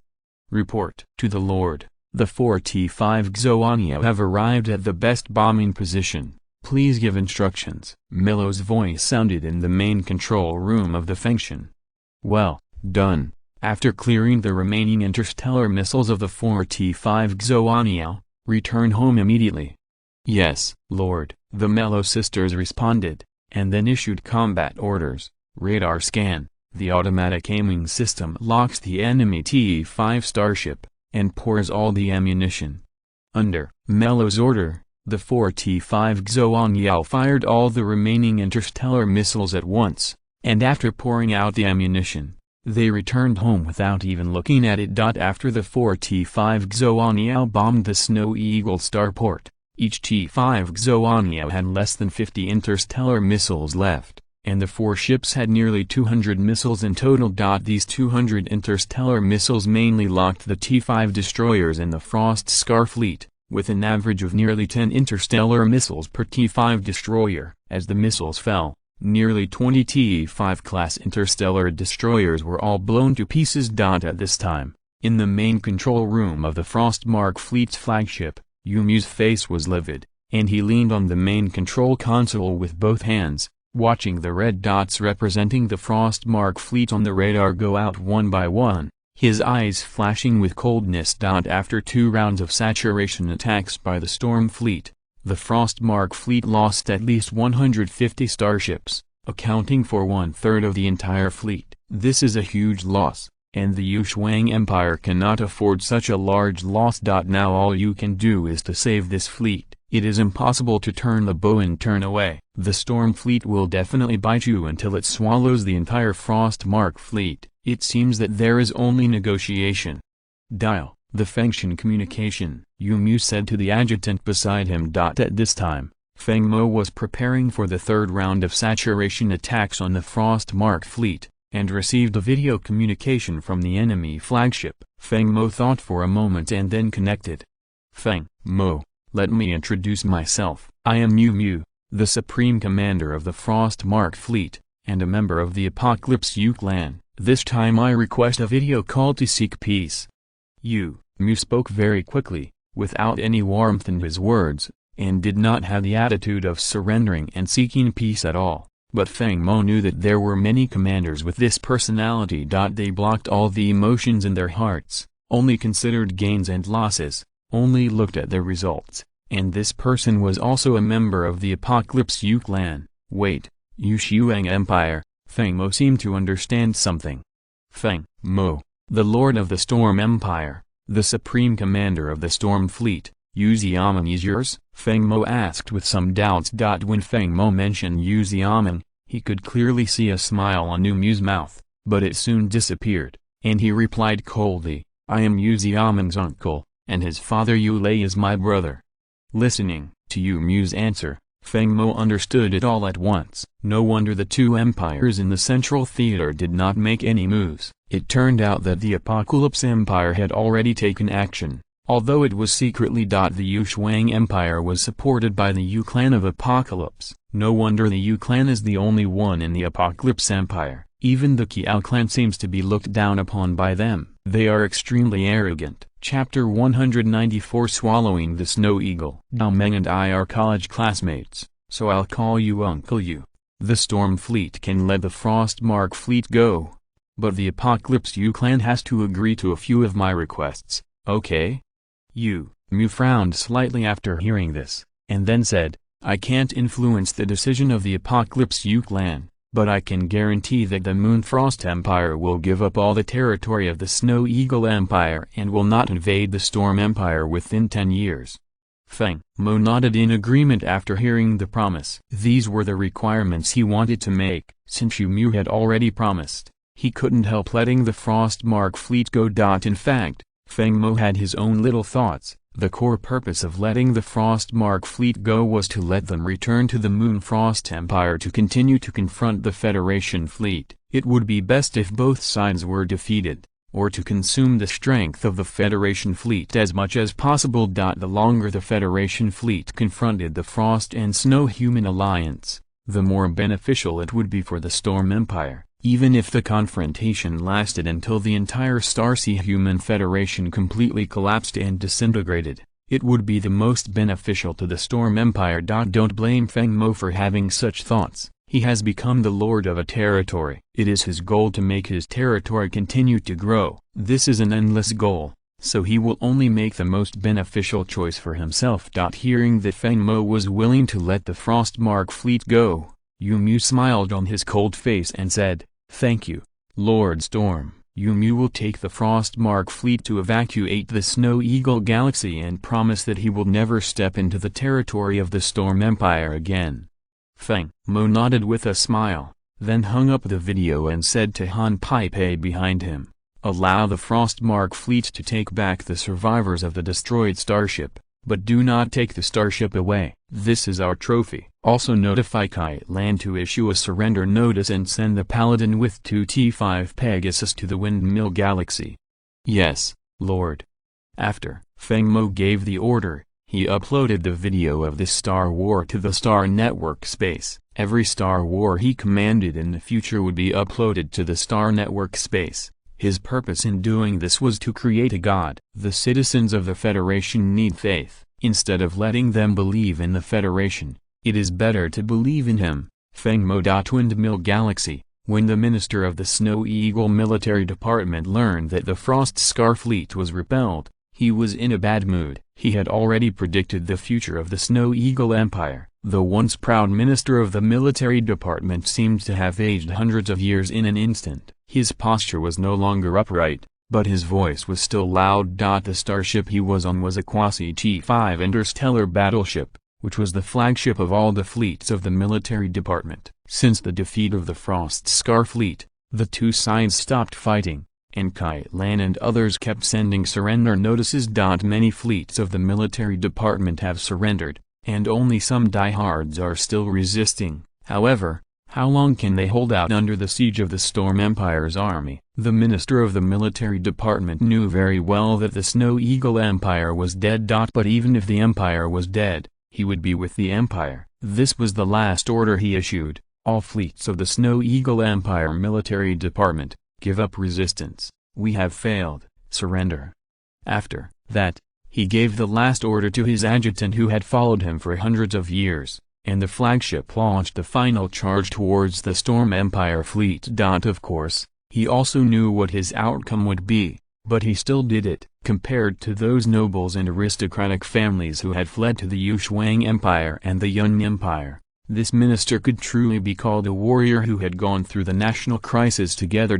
Of course, his final outcome must have been that he was directly blasted into pieces by the Star Destroyer cannon of the Paladin, leaving no trace of his body, which could be considered an alternative way of protecting his empire. At this time, Feng Mo was strolling on the ruined Snow Eagle starport. Along the way, he could see interstellar mechs that were extinguishing fires, and teams of soldiers were riding interstellar vehicles to catch people everywhere. Since the Snow Eagle Empire's faith Snow Eagle fleet was annihilated by Feng Mo last time, a large number of nobles and aristocratic families have fled the Snow Eagle Empire. At this time, those who can stay here are either citizens, killers, or true warriors who have gone through the national crisis together.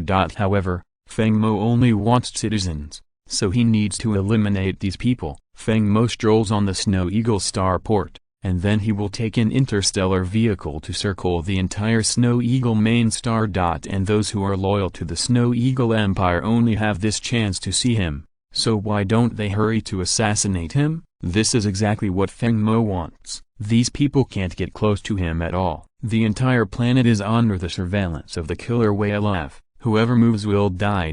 Feng Mo took the interstellar car and slowly turned the entire Snow Eagle main star. A large number of soldiers wearing combat uniforms and holding laser guns appeared in the hidden points of various buildings, and they all raised their guns and aimed at the interstellar car that Feng Mo was riding. But before they could open their guns, they were shot into a lot of mincemeat by the roar of the cannon of the interstellar drone hovering in the air. This is the legendary fishing enforcement. At this time, Feng Mo and Alan the interstellar car were all wearing T4 obsidian level combat armor. Unless they had T5 level weapons, Feng Mo was sure to withstand a shot even if a T4 starship came. Feng Mo is an expert at this kind of fishing enforcement. This can quickly eliminate some unstable factors. As for the rest, they have to be eliminated slowly. Feng Mo doesn't care about these small things. He leaves them to the military. The Storm Empire also has its own intelligence organization, referred to as the Intelligence Department.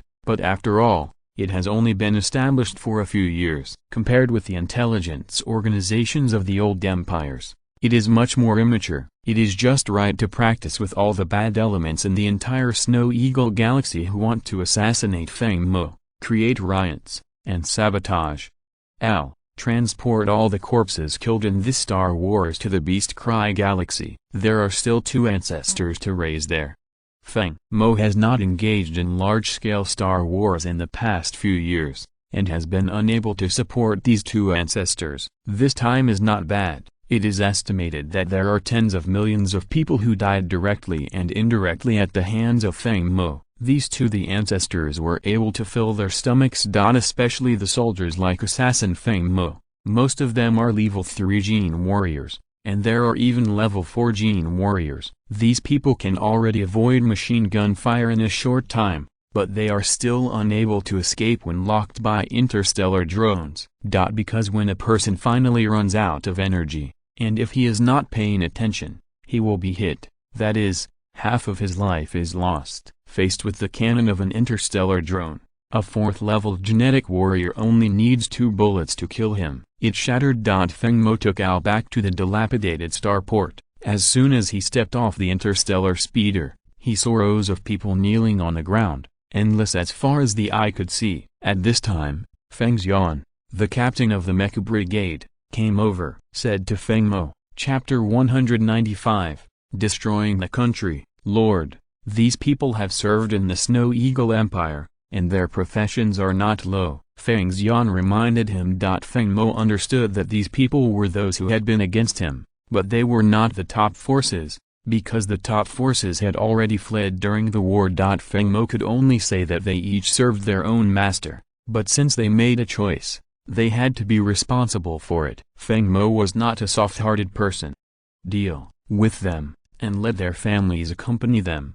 A casual sentence can decide the life and death of others. This is the superior, which is terrible, but for people, especially those with ambitions, it is full of endless attraction, making them intoxicated.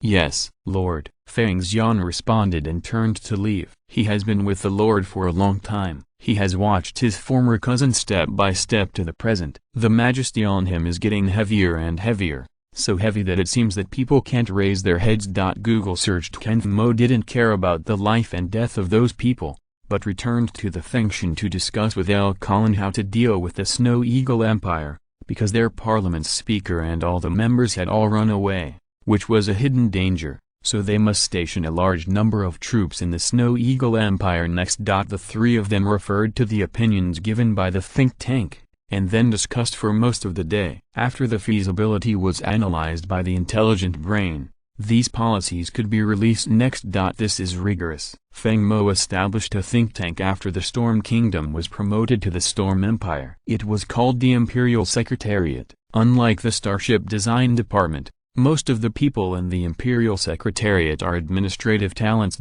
Some of them specialize in studying people's livelihood, law, economy and other issues. From then on, Feng Mo had to go through the Secretariat to screen any policy he wanted to implement, eliminate the unreasonable parts, and then give Feng Mo a reasonable and feasible plan. After Feng Mo took this plan and analyzed it through the intelligent brain, he could issue policies and continue to observe in the next 10 years to see the reaction of citizens. This time is the same. The Secretariat's plan for the Snow Eagle Empire is also mainly to appease, not to differentiate, and treat the citizens of the Storm Empire equally. In addition, with the cooperation of the military and intelligence departments, all unstable factors will be eliminated. There may be some turmoil in the short term, but from a long-term perspective, the hearts of the citizens of the Snow Eagle Empire can still be changed imperceptibly. After all, they have lived under the rule of the Snow Eagle Empire for thousands of years. You can't say that if you conquer the Snow Eagle Empire, the people will be on your side. That's too fantasy and impossible. There is no need for Feng Mo to ask about slowly changing the thinking of the citizens of the Snow Eagle Empire. Naturally, the Secretariat will give a specific implementation plan, Feng Mo will approve it, and then all departments will cooperate in the operation. Next, the entire Storm Fleet will be stationed in the Snow Eagle Galaxy. The Wind God Fleet led by Kai Lan will be responsible for the security of the Windmill Galaxy and the Auckland Galaxy. At the same time, Feng Xian will lead a large number of soldiers to station on major resource planets to replace the original supervisors. These are all talents specially trained by Feng Mo. His eloquence is excellent. He comes to resource planets to act as supervisors, brainwashing workers, and then turning workers into citizens, and turning some stubborn citizens into workers, and so on. August 13, 7499 in the federal calendar. Feng Mo came to the Star Network space again. This time he came to report the 3 new star systems of the Storm Empire to the Federation, and by the way, issued an announcement of the extinction of the Snow Eagle Empire. This will further hit the belief of the self-proclaimed Snow Eagles, and enable the original citizens of the Snow Eagle Empire to quickly change their minds. The registration process is very simple, but the announcement is not easy to issue. The wording should not be too intense, so as not to irritate some people. Feng Mo will face endless assassinations. Although it will not cause any harm to him, it is very annoying. After thinking about it, Feng Mo finally issued a short announcement. The 3 major empires in the West tried to secede from the Federation and rebel against humanity. Their crimes are punishable. The Storm Empire adheres to the will of the Federation, captures the Snow Eagle Empire, and successfully occupies the Snow Eagle main star. Now, according to the laws of the Federation, it is announced that the Snow Eagle Empire will be extinct. Signed by Feng Mo. Storm Empire. Just such a short sentence caused an uproar in the entire Federation. This was the first national destruction incident in the more than 7,000 years since the establishment of the Starfleet Human Federation. Feng Mo also set a good example for everyone. Some people applauded and said that Feng Mo did the right thing, since he chose to rebel against the Federation. It was right even if his country was destroyed. Some people said that Feng Mo was ambitious and that the Storm Empire was developing too fast. Sooner or later, it would turn around and annex the Starfleet Human Federation. There were many different opinions. Although Feng Mo had been building a positive image outside, there would always be some people who were hostile to him for various reasons, such as his fleet command talent, design talent, noble status, etc. August 15, 7499 in the Federation calendar. Feng Mo convened a meeting again. The theme of this meeting was to merge the 3 star systems of the Snow Eagle Empire into a star field. If the surrounding star systems were captured in the future, they would also be included in the star field. Everyone brainstormed and thought of many names, but Feng Mo was not satisfied until he thought of the name of the Frost and Snow Human Alliance, and said to everyone, "Let's call it Frost and Snow Star Region." Everyone didn't understand the meaning of Feng Mo's name, as Feng Mo's bedmates, Ir and Kai Lan, knew Feng Mo's ambitions best and reacted immediately. Frost and Snow Star Region, a good name. In the future, the entire Young Empire and Yushwang Empire can be incorporated into the Frost and Snow Star Region. After Al's reminder, everyone suddenly realized, of course, everyone present was smart. If they were not smart, they would not be able to get to this position. It was unclear whether their sudden realization was fake or not. After all, it is normal for the lower to cater to the upper. Sometimes it is not bad for the lower to pretend to be stupid. After discussing the name of the star field, Al made an analysis based on the form of the Federation. Now the entire Xinghai Human Federation is fragmented, and all the major war zones do not obey orders. Just waiting for the Federation fleet to decide the outcome with the Frost and Snow Human Alliance. Among them, the Eastern War Zone and the Interstellar Orcs merged into the Pan-Human Alliance. The Federation has not responded to this for the time being. Feng Mo probably has no energy to care. The Federation really can't bear such a big internal friction. Feng Mo occasionally contacts Xu Yunjian and Gu Jun. Knowing that the Huaiyao Empire does not intend to make any response to this matter, the Yunshan Empire is the same. The Southern Theater has all the T5 fleets of the 3 Southern Empires, as well as 3 fleets supported by the Northern Theater and 4 fleets supported by the Central Theater. At this point, the Central and Northern Theaters cannot become independent. Feng Mo returned to the newly built office on the Snow Eagle Star alone. He has been too busy recently. I am very sorry today. A leader came to the company for inspection. I can only update 3 chapters today. I have to work overtime until 10 o'clock in the evening. Sorry. If nothing happens tomorrow, it will still be 5 chapters. If something happens, it will be 3 chapters. The leader has been crazy these days. Chapter 196 Rescue Signal. Returning alone to the newly built manor on Snow Eagle Prime.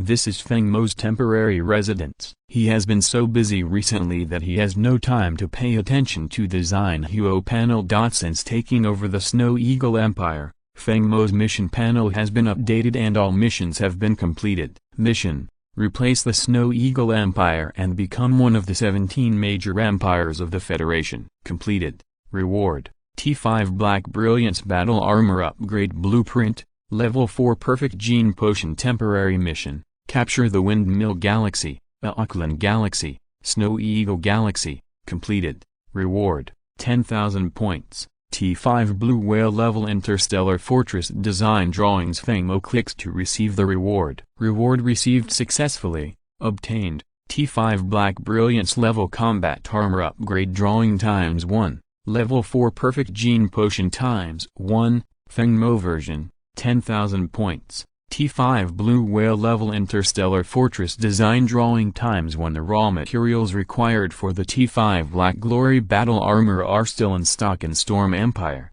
including the battle armor on the 3 women, which can be directly constructed and upgraded. However, Feng Mo himself has not reached the limit of the 3rd level genetic warrior, so he cannot use the 4th level perfect genetic medicine for the time being. As for the T5 Blue Whale level interstellar fortress, it is not the time to build it yet. Because it requires too many resources to build such a large-scale fortress. A T5 level interstellar fortress is larger than 2 or 3 large-scale living planets. The entire Star-Sea Human Federation concentrated the resources of the 17 empires and only built 3. The resources of Storm Empire alone cannot meet the construction conditions, so it can only be temporarily stranded. As for the rewarded 10,000 points, you can spend them first. The current interstellar transport ships in Storm Empire are only T4 level. You can just use 10,000 points to exchange for a T5 Yak-class interstellar carrier.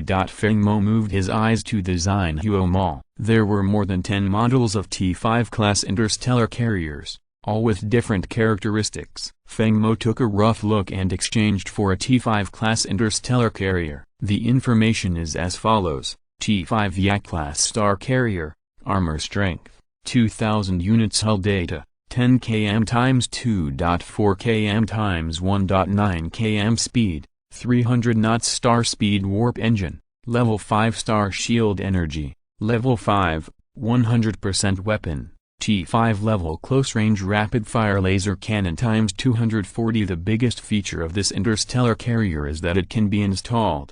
The space is very large, and the speed is not low. It is also equipped with more than 200 close-range rapid-fire guns, and has a certain counterattack capability. After browsing, it was still the old rule to put it in the underground storage room of Hurricane Prime, let Alyssa eat it thoroughly, and then build it. It was initially estimated that 10 ships would be built in the first batch. As the territory became larger, the demand for interstellar carriers also increased accordingly.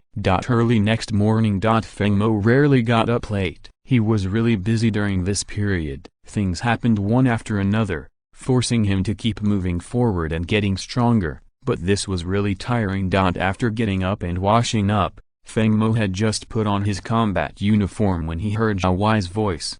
"My dear lord, your secretary, Miss Han Pei, is outside the door. Would you like to open the door for her?" Feng Mo walked to the restaurant and sat down, eating the breakfast prepared by Zhao Wai, and said, "Let her come in. She may have something to report in person." Han Pei would arrive at the office early every morning, wait quietly for Feng Mo, and then report to him about the day's schedule and important matters. She knew that Feng Mo had 3 women, so she would not go to his residence under normal circumstances. If you come here today, there must be something important that needs to be reported in person, otherwise you can just send a video message. Sure enough, when Zhao Wai led Han Pei to the restaurant, she immediately said, "Lord, the radar space station of the Beast Cry Galaxy received a distress signal from the depths of the universe." The other party claimed that he was a member of the Protoss tribe, requesting support, and attached a coordinate. After saying that, he transmitted the translated content of the Star Spirit Clan's distress signal to Feng Mo's smart terminal. Feng Mo glanced through it briefly and raised his head and asked, "What did you think about it?" After hearing this, Han Pei was secretly happy. He had been Feng Mo's secretary for a long time, from the beginning of his studies to now being able to participate in discussions. He might not be far away from controlling the fleet on his own. "Lord, there are records in the Star Spirit Tribe and the Star-Sea Human Federation database. This is a race that is even more advanced than the current federal civilization. It does not like killing by nature. My subordinates believe that it should be saved." After hearing this, Feng Mo thought for a moment and said, "Have you ever thought about it? The civilization level of the Star Spirit Tribe is at least 1 level higher than that of the Star-Sea Human Federation. So is it possible to think that the enemy, the Star Spirit Tribe man who asked for help, maybe it's in existence above level T6? Do you still want to save it now?"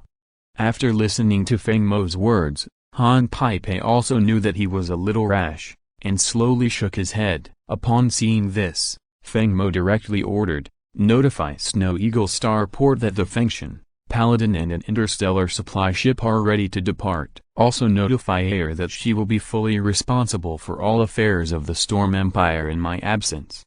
The reason why Feng Mo chose to go to the rescue was because the tasks on the task panel of the Xinhuo system were refreshed. This time there was not only a main task, but also a temporary task, and the reward for the task was not loadout generally. The tasks on the task panel of the Xinhuo system can be completed by Feng Mo. Although there are risks, they are still within the tolerance range. He will not be issued a task that cannot be completed. So Feng Mo decided to take the initiative. Set off to the rescue. Task: improve the Frost and Snow Star region. Capture the Moon Frost Empire and the Yun Empire. Reward: 10,000 points. D6 Zuyan-class interstellar battleship design drawings. Temporary mission: defeat the interstellar mechanical warships. Rescue the Protoss. Reward: T5 Gemini-class interstellar jump ship. The rewards for both the main and side missions are very generous, which even made Feng Mo a little excited,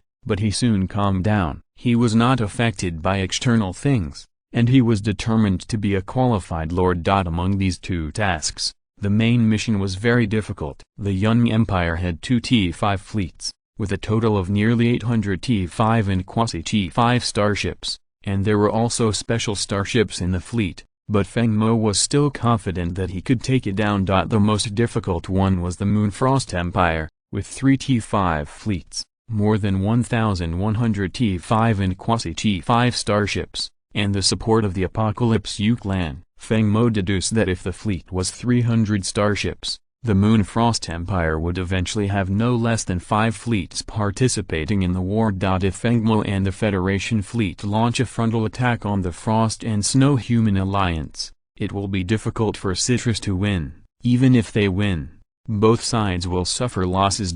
And in the final decisive battle, the Apocalypse clan will not surrender, and will definitely use special starships, such as the Federation's T5 class interstellar missile ship and the newly developed stealth bomber. If you are listening to this novel on a channel other than Fanfic World, it means they downloaded and uploaded it without effort. We cordially invite you to visit our channel, Mundo Fanfic Novelist. There you'll find the original version of this story, and you can explore many other novels of various genres. We are waiting for you to immerse yourself in a world of incredible novels. Chapter 197. Star Spirits. In summary, the Empire of Storms has too little background. After all, it is only a force that has been established for 9 years. Although the T6 Zuyan-class interstellar battleship is very attractive to Feng Mo, people have to act according to their ability, plan slowly, and wait for the time to mature. Take it down in one fell swoop.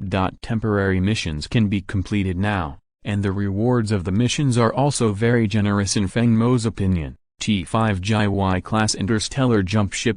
This is a logistics starship. It has only one function, which is a small stargate. What's even more powerful than a stargate is that you only need to provide coordinates, and it can take you to any place, but the distance of transmission is limited.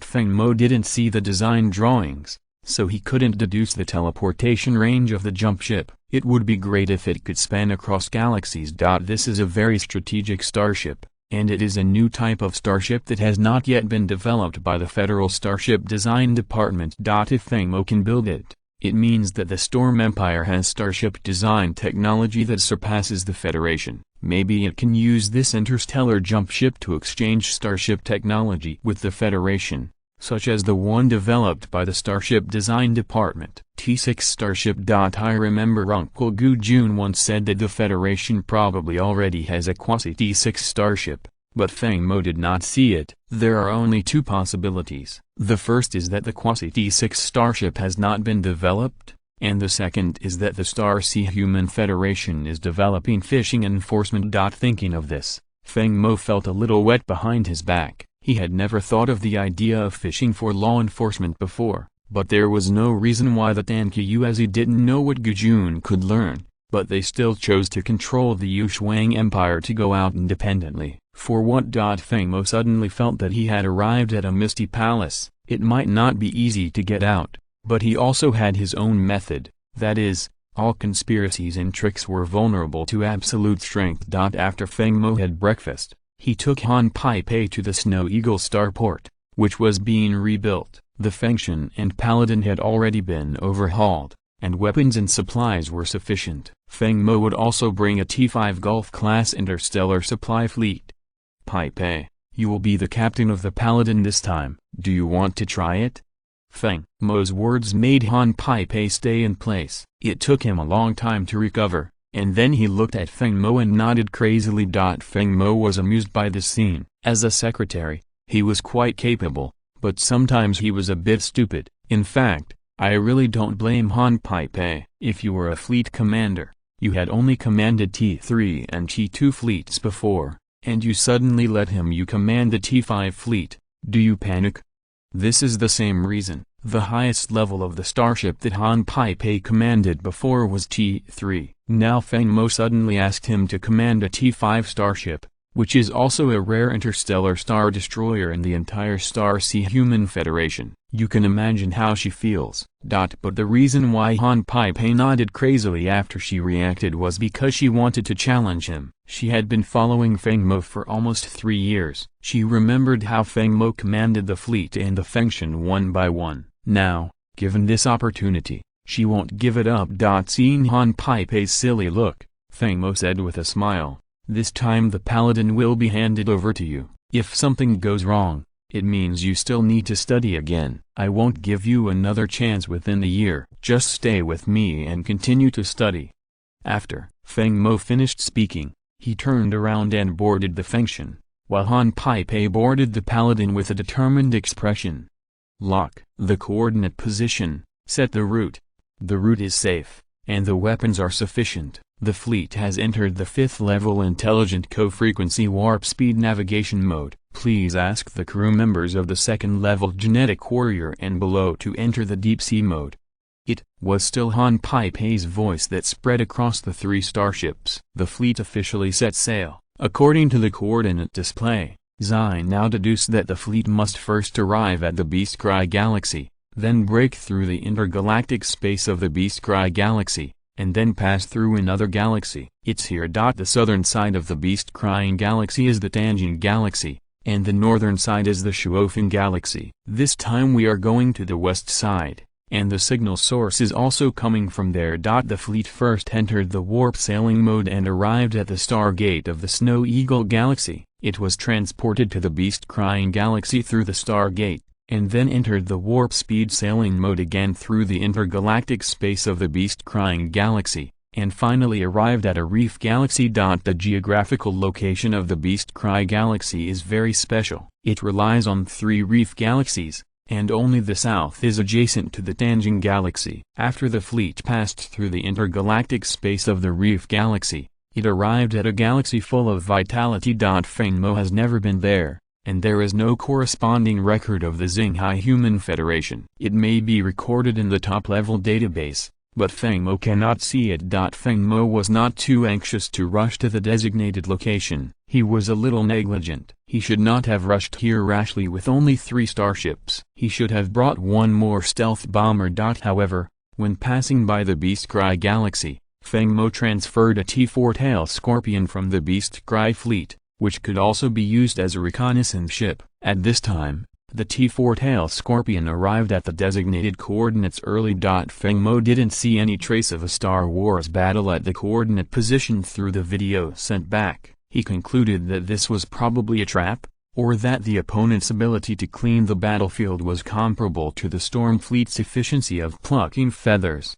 Feng Mo decided to take another look. At this time, the scene in the video changed, and a miniature fleet came from a distance. Feng Mo could clearly see this miniature fleet through the video. All the 8 T5 starships on the hull were all spray-painted with skull emblems. This is a special badge for interstellar pirates, interstellar thieves, interstellar bandits, etc. It allows people to identify them at a glance, and it also serves as a deterrent. This kind of force that can float in the universe is not a good thing. Seriously, when he saw these 8 T5 starships, Feng Mo had a rough idea in his mind and ordered, "The fleet is advancing slowly, the Feng is locking the enemy's flagship, the Paladin is locking the remaining 7 enemy starships, the T5 class cluster star destroyer cannon, the main and secondary guns are charging at the same time, Be sure to kill them with one hit. The fleet slowly moved towards the coordinate position. After both fleets entered the radar detection range of the other side, the radars of the Feng and Paladin immediately locked on all the starships of the enemy fleet, and Feng Mo's order blurted out, "Emission." In an instant, more than 50 blue beams and 5 brown light beams shot directly at the interstellar pirates' miniature fleet. At this time, the pirate flagship had just sounded the radar alarm. Before the commander could react, the Star Destroyer cannon was already approaching. Although the system brain has automatically turned on the Star Shield to its maximum power, and the close-in rapid-fire cannons have all carried out interceptive attacks, what they are facing are T-5 class cluster Star Destroyer cannons, and the main and secondary guns of the T-5 starship. These cannot be intercepted by close-range rapid-fire cannons, so hits are inevitable. Chapter 198 Interstellar Pirates. At this time, the pirate fleet commander was still in a state of confusion. A fleet with only 3 starships suddenly appeared, and then the attack had already arrived. What else could he do? We can only pray that the Storm Fleet's attack can be withstood by their fleet's star shield. But the truth is exactly the opposite. Not only did he fail to hold it, but he was all beaten to pieces. The battleship he was riding on was a battleship flagship with thick armor and a huge cannon.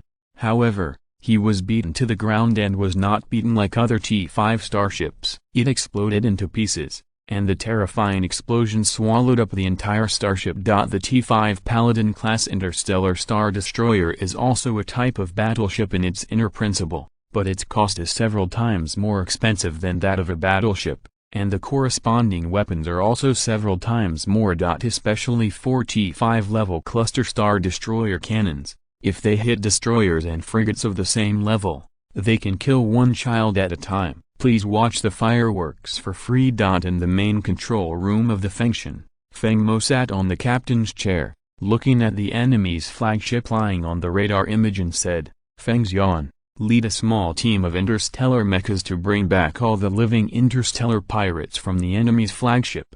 "Yes, Lord." At this time, in the main control room of the interstellar pirate flagship, the fleet commander's ears were filled with the sound of explosions and the shouts of the crew, one after another.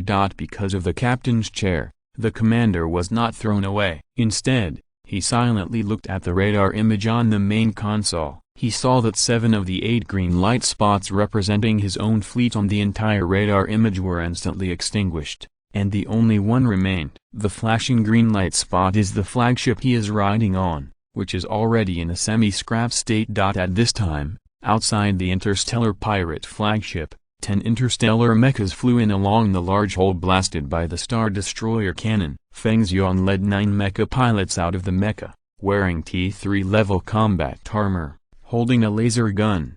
This is the life-saving equipment that Feng Mo equips every mecha pilot. Under the leadership of Feng Zhan, 10 people cut the hatch of the main control room, and then walked in. They first shot and killed the half-dead interstellar pirates on the ground. After all the shots were fired, Feng Zhan took the 2 mecha pilots away. "Go to the captain's chair and look at the interstellar pirate commander with dull eyes." Feng Zhan waved his hands, and the 2 mecha pilots behind him pulled him down from the captain's chair, then put handcuffs and leg cuffs on him and pushed him to the interstellar mecha. Then Feng Zhan and others flew out of the interstellar pirate flagship in 10 T4 titanium-grade interstellar mechas. At this time, Feng Mo was still thinking about the mission on the Xinhuo panel. The mission clearly stated that he needed to repel or annihilate the interstellar mechanical warships, and then rescue the Protoss people.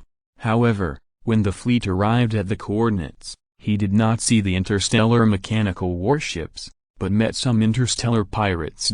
This left Feng Mo with no clue. He could only wait for Feng Zhan to escort the commander of the interstellar pirates over and interrogate him first. Half an hour later, Feng Zhan returned to the Feng and escorted the interstellar pirate commander, who was handcuffed and leg-cuffed, with 2 crew members into the main control room. When he saw Feng Mo, he bowed and said, "Lord, he is the fleet commander of the interstellar pirates."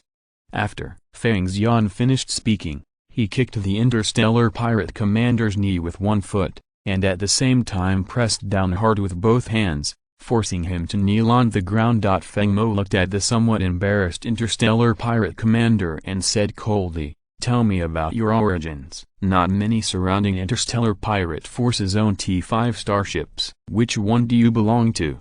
After hearing this, the interstellar pirate commander raised his head and glanced at Feng Mo's young face, then raised his head after a moment of silence, his eyes full of fear, and asked tremblingly, "Are you Master Feng Mo?" "Yes, you are Master Feng Mo."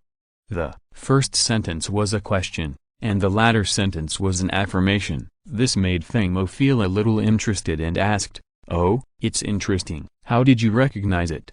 "Back to my lord, my name is Chen Wei. I saw the 3 badges on the starship, Star Sea Human Federation, Storm Empire, Storm Fleet, and it is said that you like to use star battleships as your flagship. All of these are correct. It is not difficult to guess. Who are you?" As for why I can recognize this, it's because the villain previously served in the Star Sea Human Federation, and later joined an expeditionary exploration fleet, and by chance became the commander of the interstellar pirate fleet. The reason why I can recognize you is because I still have constant contact with some people in the Federation. I can often hear your name. I was also lucky enough to see the video of you commanding a starship to completely annihilate the Snow Eagle fleet. I was very happy to see it. People's blood is boiling after Feng Mo heard this. He no longer wanted to listen. This person was flattering, but a lot of the information he gave was vague. After interrupting him, Feng Mo asked straight to the point, "Since you know the name, you naturally know my style of doing things, the traces of the Star Spirit people, and why your fleet is here. Tell me." "I believe you don't want to taste the interrogation." After hearing this, Chen Wei felt cold in his heart. He secretly glanced at Feng Mo, who had a cold expression, and said cautiously, "This galaxy is called Ceylon Galaxy. The Protoss clan you mentioned only has 3 starships. One day ago, they were ambushed and captured by the Star Machine clan fleet at this coordinate position." The Ceylon Galaxy used to be home to a large number of interstellar pirates. There were more than 20 forces, big and small, with the 4 largest. However, 3 months ago, the place was discovered by the interstellar machine race. The Ceylon Galaxy fell into decline. All those who did not surrender after being killed, the 4 major forces fell apart and the weaklings surrendered, including you, right? Feng Mo said out loud. This sentence made Chen Wei look very unhappy, but he still nodded his head, and then sat on the ground like a deflated ball, and said decadently, "When more than 20 forces, big and small, went to war with the interstellar mechanical race, they were full of confidence and high spirits, and they all said that they would rather fight to the death than surrender to foreign races. But when the war really started, they collapsed at the touch of a button, and more than half of the more than 20 forces were lost in an instant. The rest surrendered to survive. I said this not for anything else, but just to tell you that I am doing this for my life. As for the great cause and for the human race, I don't understand and don't want to understand." Feng Mo waved his hand, not wanting to hear him say anything else. As for Chen Wei's surrender, Feng Mo would not care. Everyone has their own choice, and he has no right to interfere. Let's talk about the planet where the Protoss are imprisoned, and then talk about the powerful division of the interstellar mechanical clan stationed in the Ceylon Galaxy. My lord, the Protoss are imprisoned on the nearby planet Moss, and there are not many defensive forces there. In addition to the 8 T-5 starships led by my subordinates, there are also 20 T-5 mechanical warships and more than 300 T-4 starships. As for the entire Ceylon Galaxy, the interstellar mechanical clan has stationed a large number of troops here, with hundreds of T-5 mechanical warships and thousands of T-4 mechanical warships. I still have to work overtime today, just 3 chapters, and I will wait for the SB leader to leave tomorrow to resume my work. Haha. Chapter 199 Rescue. After listening, Feng Mo thought for a moment and said to Han Pei on the other end of the video, "Notify Huacan to dispatch another T-4 Tail Scorpion, and then notify Air to dispatch a T-5 Pegasus-class interstellar missile ship, 5 T-5 Wolf Kings, and 2 T-5 Blackbirds from the Snow Eagle Empire. The remaining starships will continue to garrison the Snow Eagle Galaxy.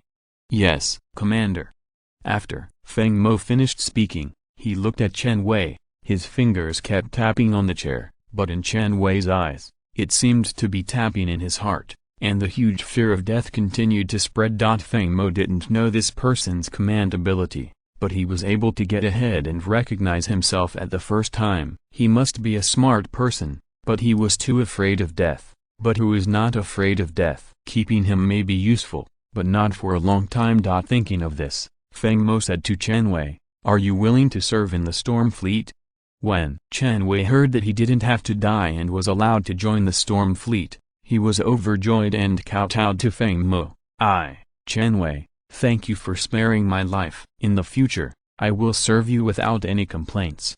Feng Mo didn't care about Chen Wei's oath and didn't believe it. This person is a typical person who talks nonsense. It's hard to tell which of his words are true and which are false. After waiting for nearly 2 hours, the second T-4 Scorpion joined the first one and headed towards the coordinates given by Chen Wei. The Wind God and the Paladin took the T-5 Bay and drove slowly towards the planet Moss. All the way, Chen Wei didn't stop talking. It seemed that he was afraid that Feng Mo would kill him again, and he kept revealing a lot of information to prove his usefulness. In fact, it is not surprising that he is so scared. Everyone in the entire Xinghai Human Federation has heard of Feng Mo's name, and everyone knows how terrible Feng Mo is, but Chen Wei's feelings are deeper. Lord, the Saiyuan Galaxy is a small galaxy, and the Moss planet is located in the southeastern edge of the entire Saiyuan Galaxy. It is a secondary life planet. The reason why the interstellar mechanical race occupies this place is said to be to build an interstellar fortress. This information gave Feng Mo a great alert. Building an interstellar fortress here, who to defend? Could it be himself? But Feng Mo never thought about continuing to move westward. The greater the span of the empire, the more fleets it needs. The Storm Empire does not have so much finance now, and maintaining more than 10,000 starships is already the limit. If the army is to be increased again in a short period of time, the finances may collapse and become a debt state. This is what Feng Mo does not want to see. There is no need to be militaristic. After all, the entire Storm Empire has only been established for 9 years. Compared with those 10,000-year-old families, the Millennium Empire has a lot less foundation. This is the shortcoming of the Storm Empire, and Feng Mo also admits it. Now what he has to do is to grow well for a few more years, sit back and watch the internal fighting of the Federation, and then find an opportunity to enter the field. In the end, it is the right way to swallow up the world. Moss planet is a secondary life planet. There is a lot of yellow sand all over the planet. The whole planet is like a huge desert. In the center of the desert,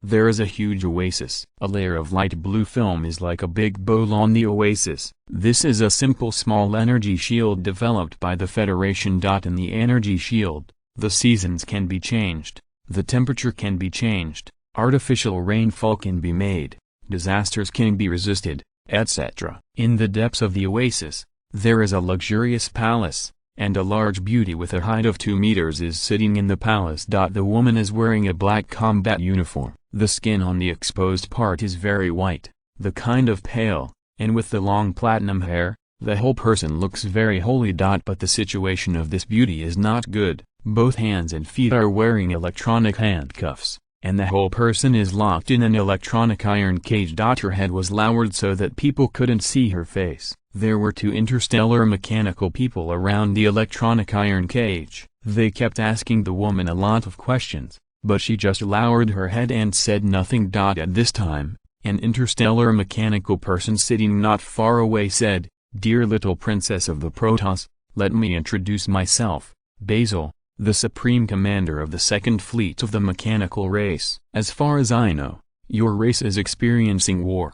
And you were driven out by your sister-in-law. Don't you want revenge? As long as you tell us where the T7 interstellar energy seed is, our race is willing to give you a promise to make you a great queen of the Protoss." As if she was persuaded, the little princess of the Protoss in the iron cage raised her head, revealing a beautiful face, looking at Basil sitting in the distance, and said, Let me go and help me get revenge, a T6 interstellar energy seed as a reward. After listening, Basil chuckled and said, No, no, no, just T6 is not enough. You know that the interstellar mechanical race is the most powerful in the universe, one of the largest races, like your race. We all have a noble heritage. You know that to support you to sit on the position of the queen of your lineage, at least a T7 fleet must be dispatched. And I don't have this authority. I need to contact the ancestral land. A T6 interstellar energy seed is not enough to ask the ancestral land to send a T7 fleet. So I'm sorry, princess, you don't have enough chips. Whether my chips are enough does not require you to evaluate. I also have T7 level interstellar energy seeds, but I don't believe in you, or I don't believe in your race. That's a pity. Then please stay here for a while, little princess. I believe someone will be willing to buy your life with T7 level interstellar energy seeds. Maybe your sister-in-law is very interested.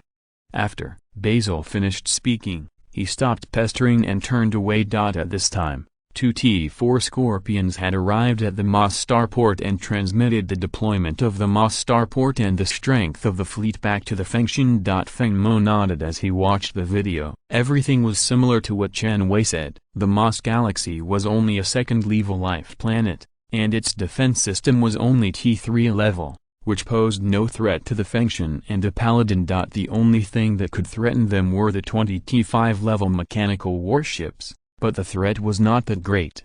The enemy is in the open, and we are in the dark. The T4 Scorpions will find the best bombing position and lurk. When the battle begins, we must hold back all the enemy's T4 starships and destroy the enemy's starport. The Feng and the Paladin's T5 cluster star destroyer guns. The main and secondary guns are all charged. Feng Mo issued a combat order and waited for the feedback from the T4 Scorpions. Lord, the T4 Scorpion has entered the best bombing position. Please give instructions.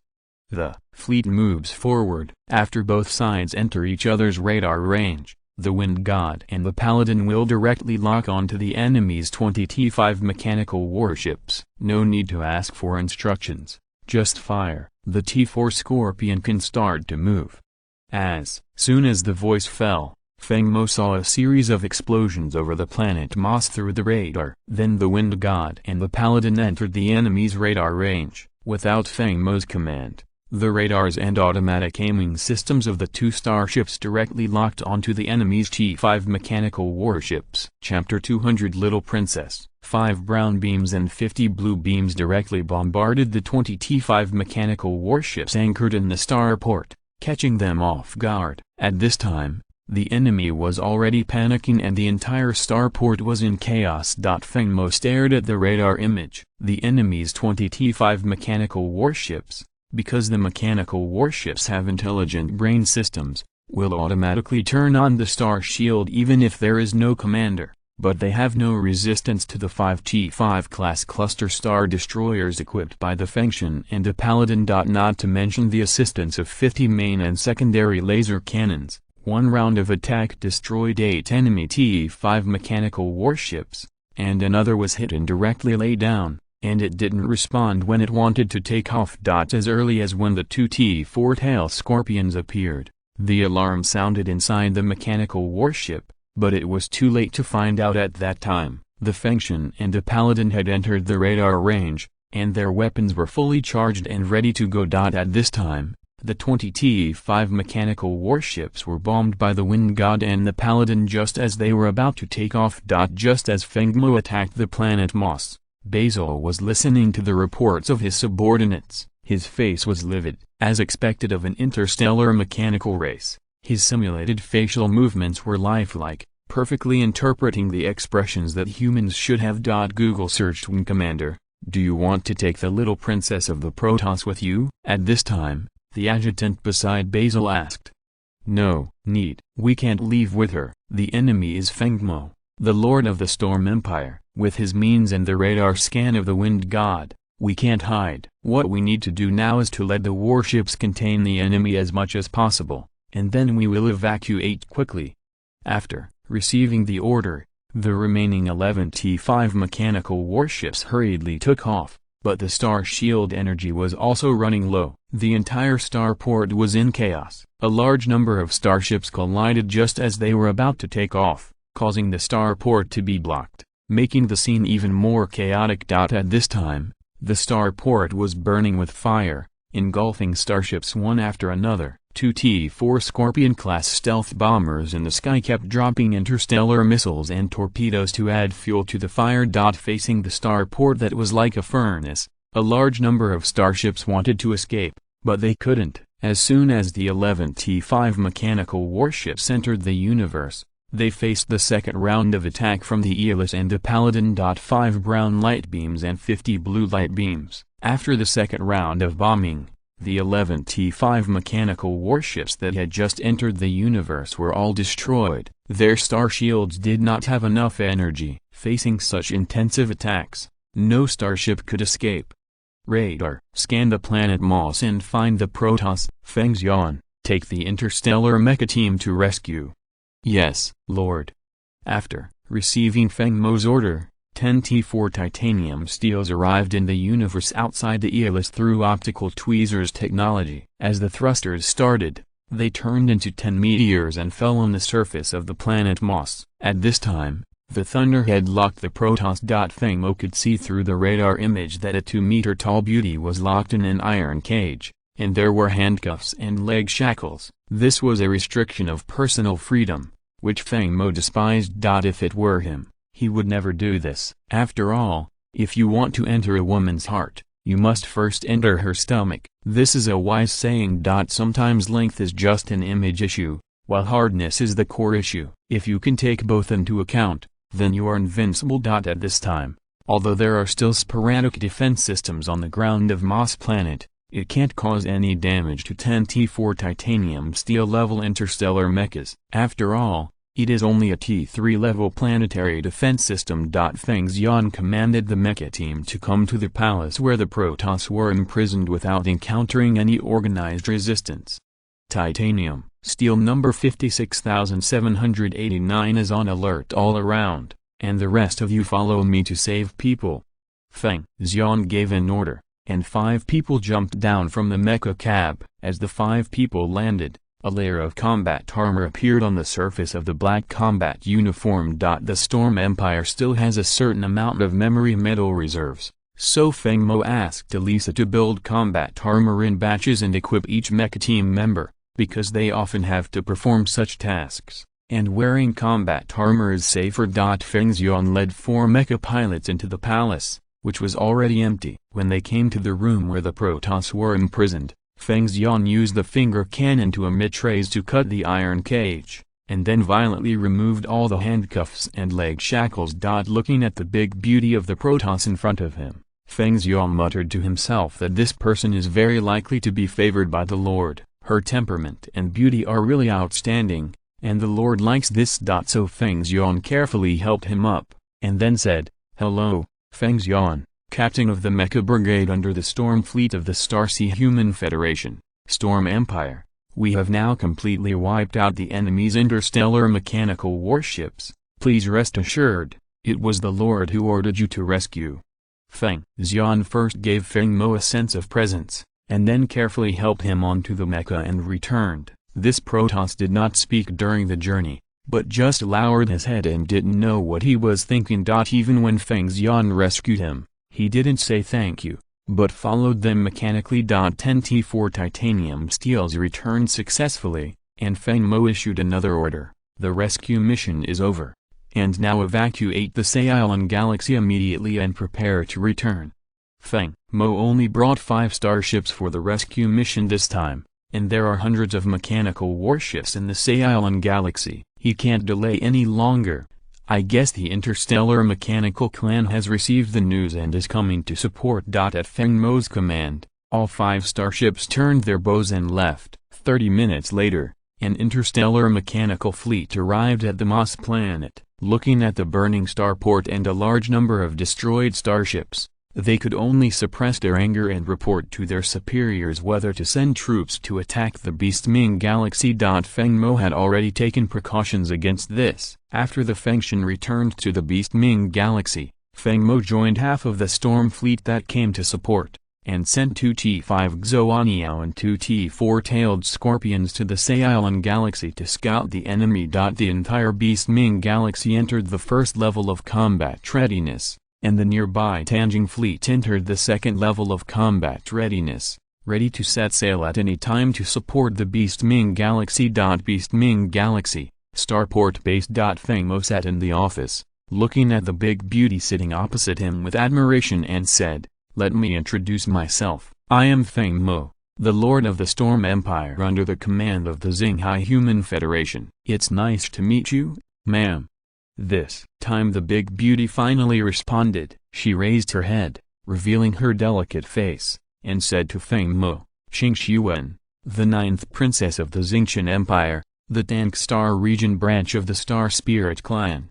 Feng Mo was shocked after hearing this. Tank Star region is a very ancient name. A large star region encompasses thousands of galaxies at least, and tens of thousands at most. If a large star region can be unified, it will be a well-deserved overlord-level interstellar force. End of this chapter. Thank you very much for reaching the end. Don't forget to like. Looking for more exclusive content and immediate access? Subscribe to our Patreon. Remember, every like, subscription, or donation encourages us to continue. Thanks to everyone. See you in the next video.